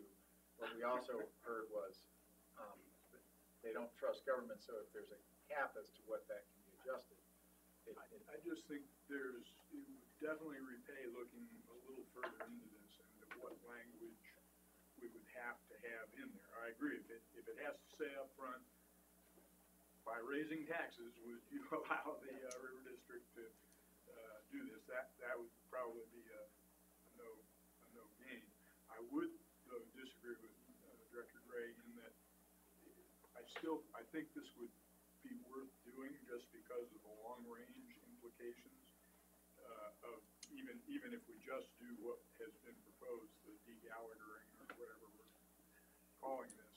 Because looking out several years, or as far as this graph goes, that's a fairly substantial difference. Plus, if our assessed valuation actually does rise, as you suggested, because of residential growth, it allows us to Might not be as big a take gap as you advantage think. of some of that. So, I don't deny, yeah, I think that's right. I mean, I think it might be worth brain damage. What I don't think, though, is that it would be a very wise plan to do that and then 2 years later come back and say, oh, yeah, and by the way, we'd also like to That's do where I. something else. Yeah, It's yeah. better to that's do gonna it be a all at the problem. same time if Yeah. you're gonna do it. And I tend to say the same thing. I will just say that I actually did say that same thing to Lori Weigel. And she said that she is consistently amazed by the short-term memory of voters. And in fact, I mean, she literally had some examples of polling that they've done right after elections where people had voted in favor of something. And like a month later, no one remembered that they'd even voted for it. Like, and so there are, everyone in this room will remember that the River District had a question 2 years ago and it's showing up again. Your average voter might might not. That's just, Um, there's way more, yeah. One thing that she touched on, but we haven't really talked much about is because the River District cannot fund the campaign, what have you considered in terms of how we fund it? That is an excellent question. Our guess is that if someone were to set up a campaign, which would not be me as an employee of the River District or any other employee of the River District, based on what CMC did in their 5 or 6 counties, we would anticipate needing probably about $45,000 to $50,000 in campaign funds. Oh, I would have assumed more than that. Yeah, I I would think have it could be. assumed at least twice that. Well, you could certainly do more, but That was 6 counties. it would involve finding. Well, I think there is actually an organization already set up called Friends of the River District. It could be used. Do we have any? And it's been around a long time. AKA the board. Yeah. Now, We don't- I'm slow. He's a little faster than we are. Travis been. Yeah, you've seen this. Yeah. So it would involve, just keep in mind, staff again cannot go ask for contributions to that group. So it would involve a certain 15 members and your friends thinking about asking for donations. And staff can work on their off hours. But It's a fine, that's a very It's a fine line. very fine line. Very fine line. I mean, it's really gonna fall Put a to, Post-it over it. to the folks that are here from the board and the folks that aren't here from the board, to mobilize, local chambers of commerce, other supporters, you know, this is gonna be a lift that this board is gonna have to take on. There's gonna have to be dedication for that. First, Mr. Alvey, Mr. Van Brink, I'll pass. So quick question back to the timing of the election. Are there either some restrictions imposed on what you can ask for in odd year elections or greater costs associated with being in an off year election? You know, the cost actually might be lower in an even year election because there will be, we would anticipate more questions on the ballot. So let's say we're the only question on all ballots in 15 counties. That's where you get a really astounding number of $500,000 in clerk and reporter fees. Okay, we talked about this before, but if there's only one additional question in each of those 15 counties, we're down to 50% of that, so 250,000. If, correspondingly drops every time you add another So question. there is potentially a greater cost associated with being in the odd year. Yes. yes, yep. There is. Question, Mr. Munger and then Mr. Akapreska. So I didn't hear whether, Peter, you guys had said or somebody discussed, what's the statute limitations for somebody suing on behalf of CMC? On the actual language of the ballot, 5 days. So it's a done deal, nobody could sue on that as to, That's the period to protest the language of the ballot. And then, I think it is there for a tax increase that is not authorized properly. I think it's a 4-year period. So the language of the ballot is, this is not a tax increase. So the argument that CMC might have, I don't represent CMC, would be, this isn't a tax increase, your opportunity to challenge whether this was a tax increase was 5 days. so by the language, the language being the way it was, one would assume that it wasn't. What if somebody come back and said, well, the language wasn't right, it really was a tax increase? That was 5 days. Yeah. Even, okay, that's fine, thank you. I mean, has that been? You can do whatever you want if you want to sue, right? No. No. Statute saying you got 5 days to challenge that. Okay. Protest. Mr. Akapreska. Yeah. Last fall, the state grant debrucing question that was on the ballot in Mesa County did have that language saying with no increase in taxes. It started out Yeah, right. with that very affirmative Because that was just taking state grants, it wasn't taxes, yeah. Yes. And then I also wanted to point out, there's going to be a little bit of a voter test in Mesa County in April.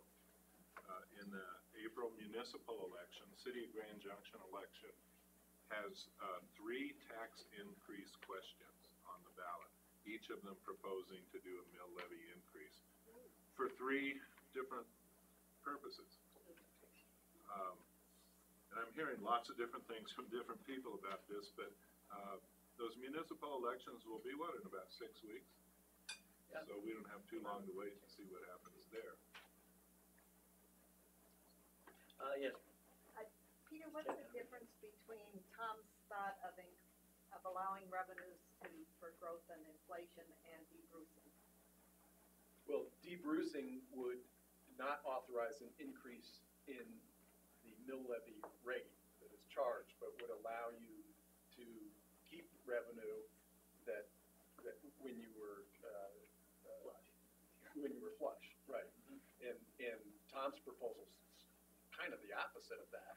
It's basically saying, allow us to increase the mill so that we don't have to rebate the period of growth.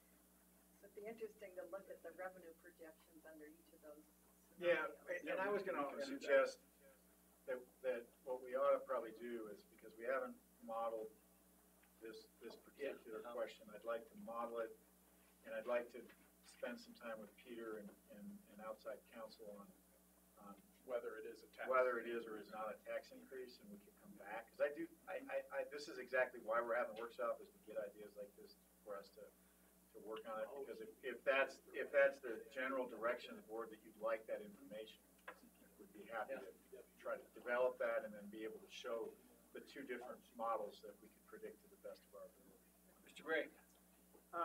Well, and one thing we don't want to forget on that trend line, the graph that shows what if this language we're looking at passed, what it would do is that we still need to remember the enterprise fund is dovetailing, and we've got to reallocate expenses away from that. Yeah. So, as I understand perfectly, I'm no different than any of the rest of the voters. When I start out reading, shall we increase taxes, I get negative thoughts.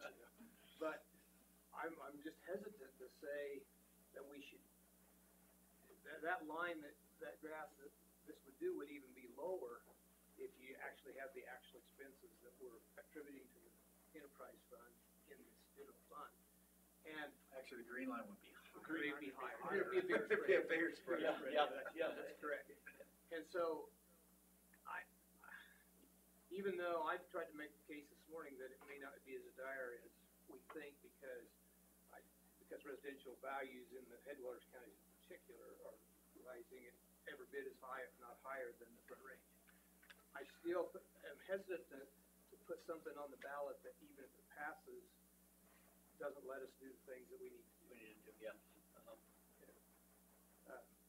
So yeah, it's a judgment call of, well, yeah, like one of, I think it was Reagan always said, better to get 80% of what you can get than 100% of what you can't get. And I understand that. Kathy first. Yeah, go ahead. And Just as an example of what I feel is beginning to happen in some of the counties anyway, in Gunnison County, we had a ballot question last fall for ad valorem taxpayers to pay for affordable housing.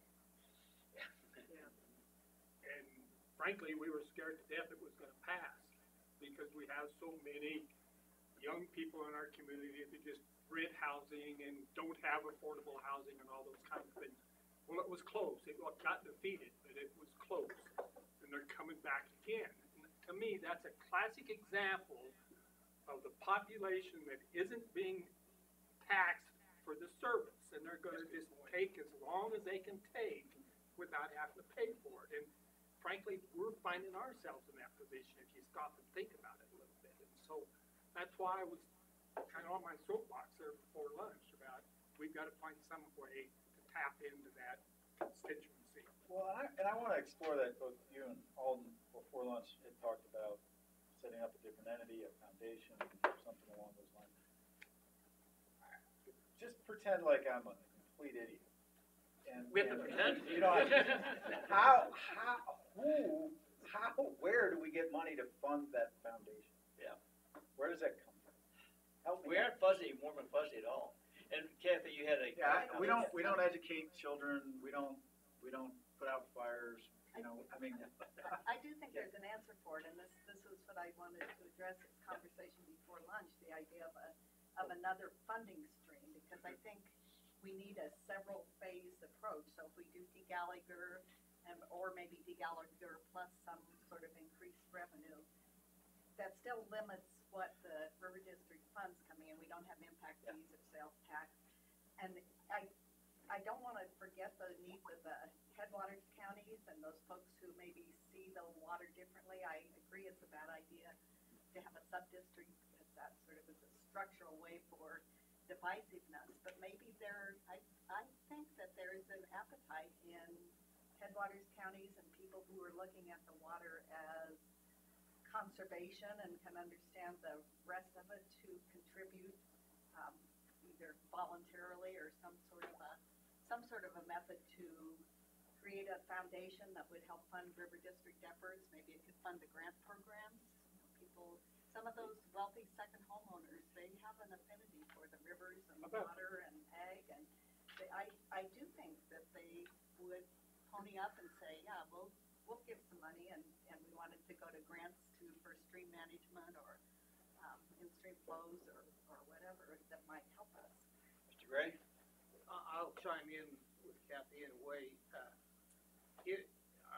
The concept of a sub-district bothered me, but on one hand, but on the other hand, what we've learned is those conservation water, those in-stream flows, if they're at the headwater, we all benefit from it. They all get, we found that out with some things going on in the Upper Yampa, that as long as it's a sub-district and they don't get the ability to tell you what to do in Mesa County as well, or in Delta County, because of district boundaries, they're just putting more water in the stream, fair enough. That's okay. Yeah. Just an observation on that, though. I'm concerned. We already have a bunch of those groups already. They're called watershed organizations. We do, yeah, plenty of them. And they are reaching out for getting that funding, that foundation money, and everything else. They are. And you establish something else, and that has its own separate board, and they have their own separate priorities that may not be convergent with ours. So I'd have some real concerns. I do have concerns. Yeah. I just wanted to throw in that it's not all bad. Yeah. Mr. Trampe, you had another comment? Well, I'm just going to comment, and this will really set everybody off. We have a lot of industries that are supported by this outdoor recreation. Sporting goods and all those kinds of corporations and companies, and you tap them once for big money, and then you endow all that money, and you have something to work off of. Just thoughts. Mr. Munger. So I just follow up on Bill's comment earlier. Out County passed our affordable housing thing, so we're $1 million. You're in there now, okay? $1 million comes up with $1 million. That's 4 times our mill levy. And then on top of that, we keep paying for it because affordable housing also is tax exempt as well. So we have a project that's tax credit funded, and the housing authority owned 0.01% of it, and it's tax exempt. And it's basically would be about $15,000 a year taxes if somebody else owned it. But again, I guess I'll go back to what has also been said here, and especially in our headwaters areas, is that, I think appreciate the focus on ag and the rest, but I'll guarantee you the headwater counties, they're going to want to be making sure we're taking care of the environment and the recreation. We just need to have it be part of the discussion. Mr. Akropesca. Yeah, I have a correction. I misspoke a moment ago when I described the ballot questions for the city of Grand Junction. They are not a mill levy increase. They're all sales tax increases. So somebody else pays it. I've been hearing too much today about mill levy increases. It got me a little confused. Yeah, they're all sales tax increases. And if they all three passed, I'm told the city of Grand Junction would have one of the highest cumulative sales tax rates in the state if these were to pass. Well, and what's happened in Glenwood right now, the city of Glenwood put on the ballot for this coming April, a sales tax increase for roads of 1.5%. Did not get the support of the Community on the Move, which is the Chamber of Commerce, which has been supported every tax initiative since the 1980s, and just had a letter to the editor from a recent city council member who said that that would give us one of the highest tax rates in at least western Colorado should it pass. So there's got to be some resistance on some of those things. And I also wanted to add that I believe this board should consider this foundation concept regardless of what we decide on a ballot issue. I think there could be great merit to that. And lastly, I wanted to point out that I was impressed with the results of the polling. Much better results district-wide and especially in my county than I might have anticipated without there being any public education effort. The interesting thing is, and this is where to me, she, as Lori said, she intentionally targeted the likely voters in an odd year election. Yeah. So, and not to pick on Dave again, but they Why not? Everybody else does. older, more conservative. People who've been in the district longer. People who've been in the district longer, who are older and more conservative, actually spend time reading the newspaper on page 6 when they get to the drought contingency plan. They read this guy's article. Yes. So you go to Mesa County to find those attributes. Right. Yeah. And I just, and that's, maybe that is to our benefit, that's the crowd that's paying attention to water. That is an odd year election majority. And I'd like to point out that the board authorized this survey 8 days ago. Yeah.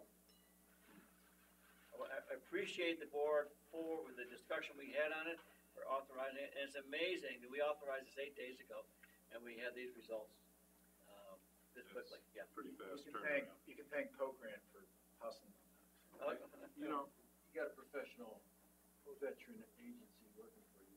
Yeah. But yeah, kudos to everybody.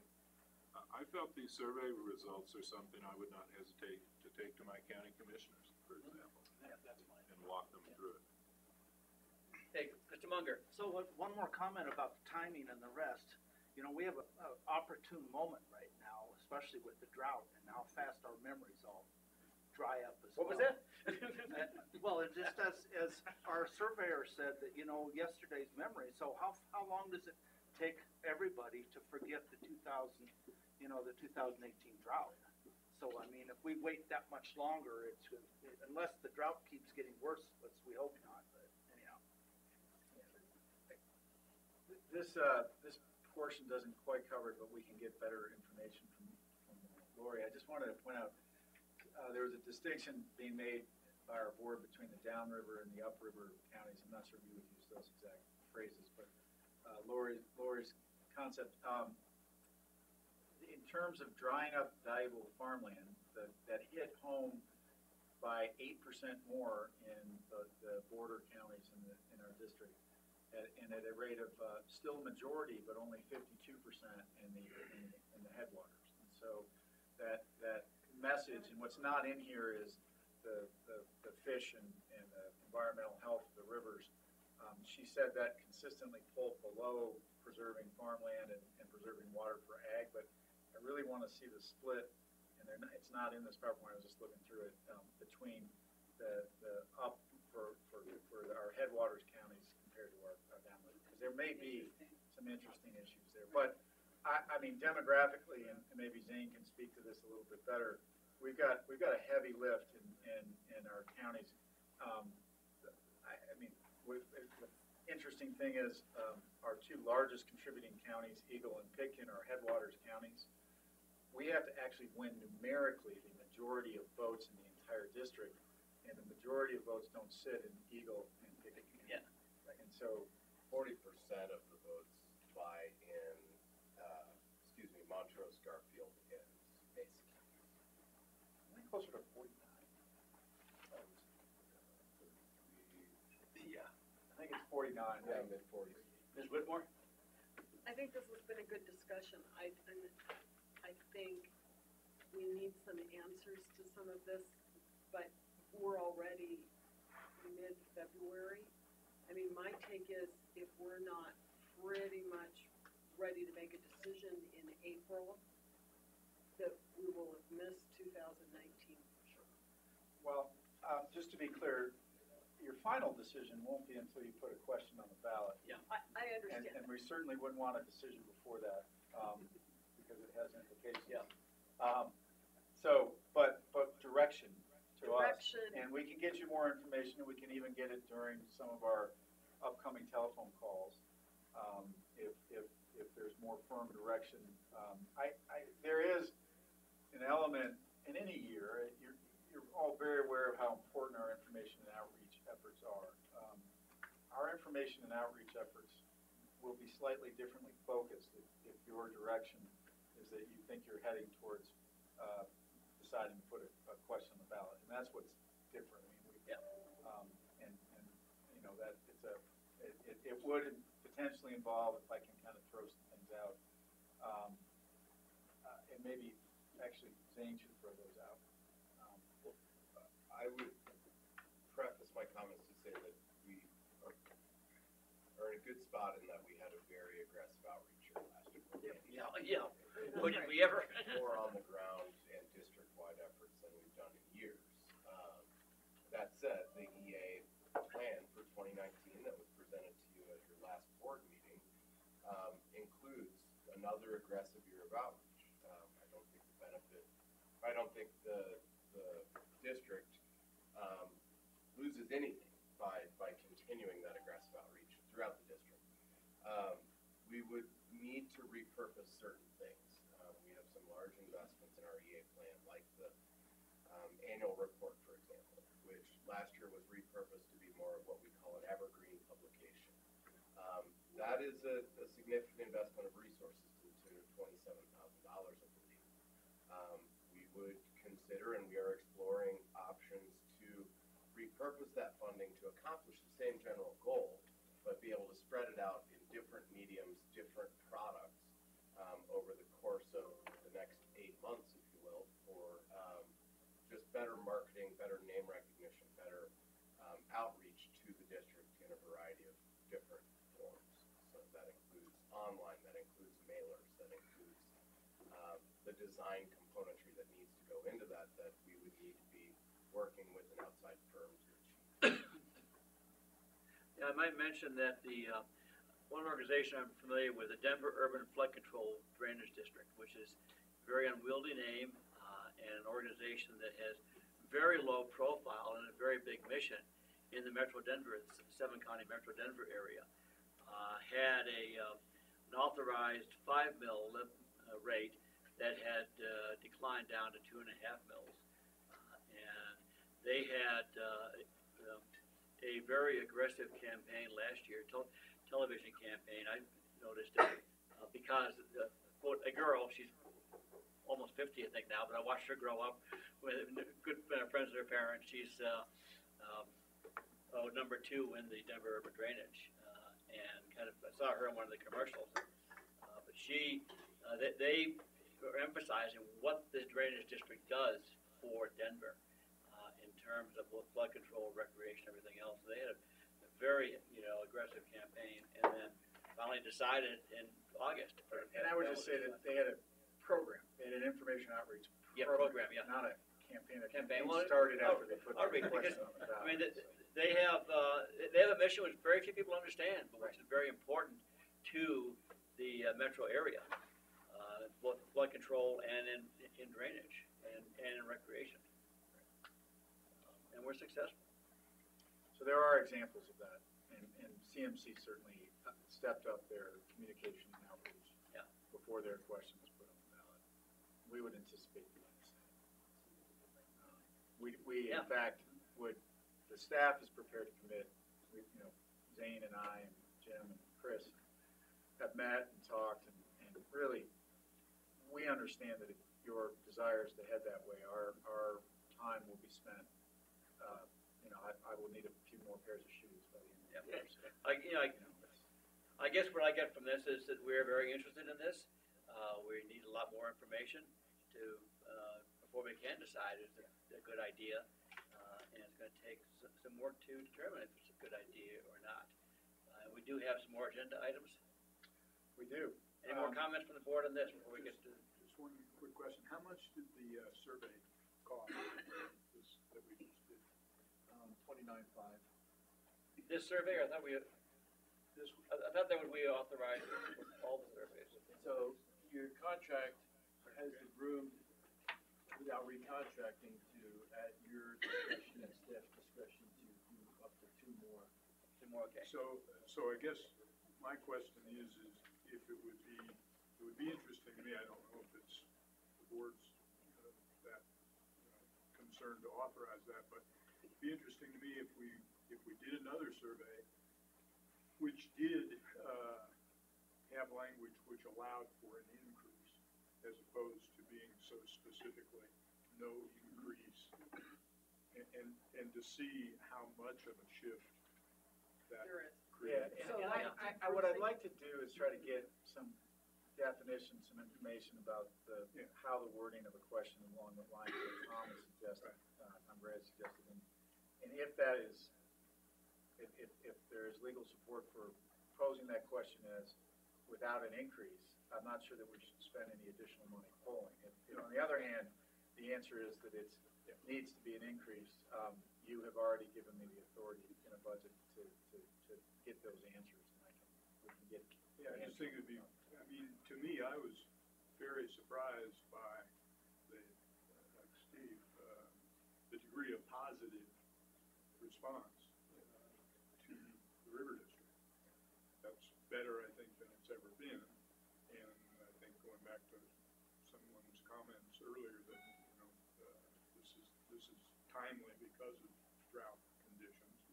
But I think we do have maybe an opportunity to at least see what kind of response we get if we do suggest increasing tax rates. I would just say, be reminded that this survey got that positive response that you just noted, Tom, with a demographic key to who would vote in this off-year election. Yeah. So, if we were to poll a more random age group and not specific to off-year, we would probably be lower, at least in name recognition. Yeah. As we Probably like it used to be. Yeah. Understood. 9%. Well, there may be, I mean, that oddly enough, maybe the benefit is to going in an odd year election, which most organizations would never want to do. I mean, that's the common knowledge or common practice is to avoid odd year elections because of Dave Merritt. Yep.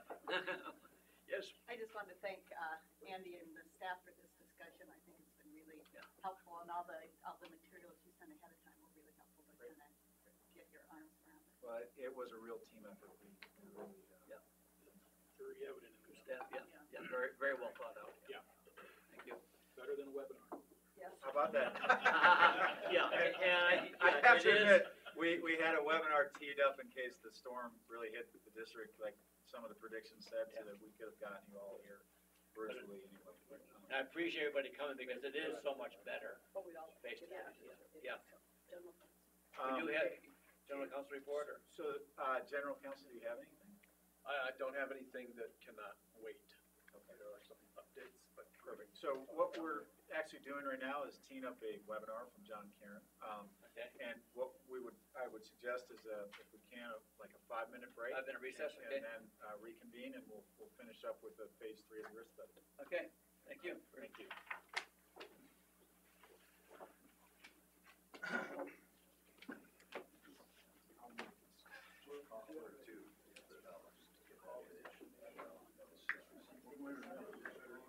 This is my. No.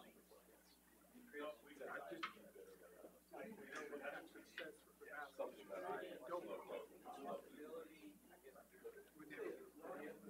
That's my favorite. I didn't send it. Yeah, and that's why it's This is the last one I got.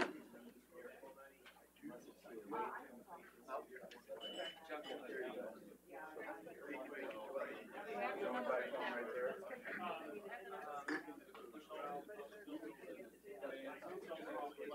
We could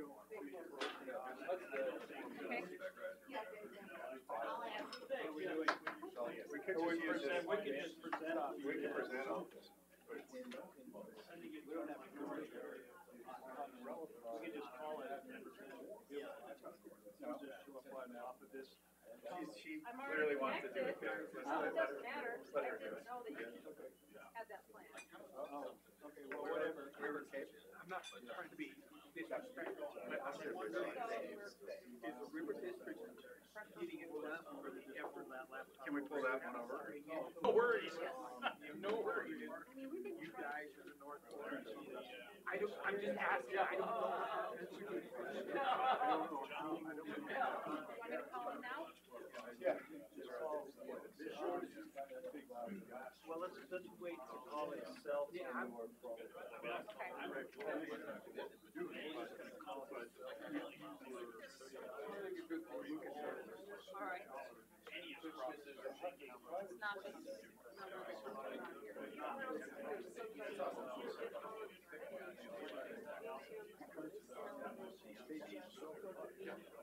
But if the River District isn't there, will they get called?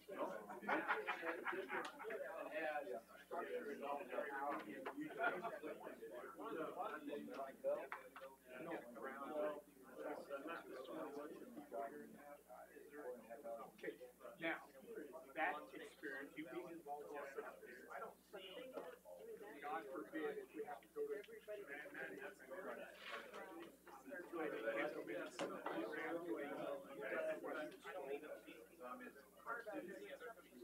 I don't see programs being effective without the River District kind of overseeing them, or at least trying to make them eat, you know what I'm saying? So there's gonna be administrative effort there. How do we do that? How do we do that? I mean, I suppose all the producers out there think, well, that's how I do it. Right, or that's already there. But that's why Okay, we ready to call him? Okay.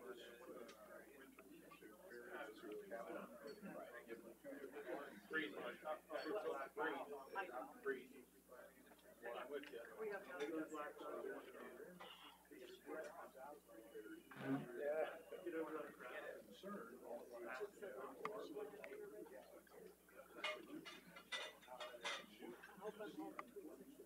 Oh, yeah. Good job. Very well done. Good work.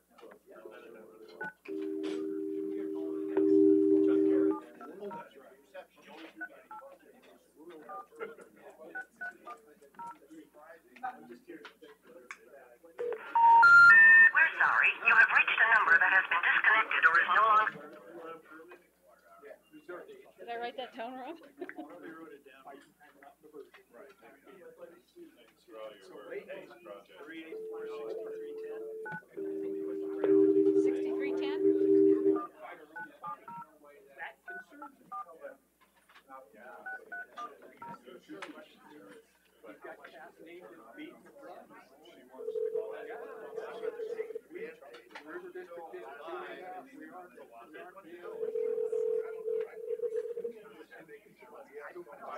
I guess she kind of got that down.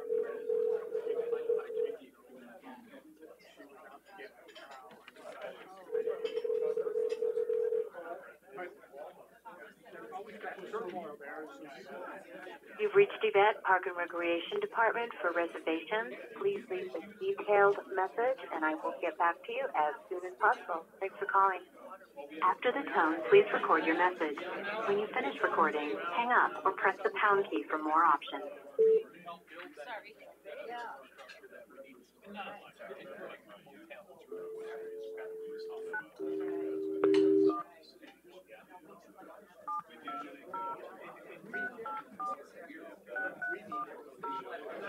Sorry, John. I know there's a couple of investors.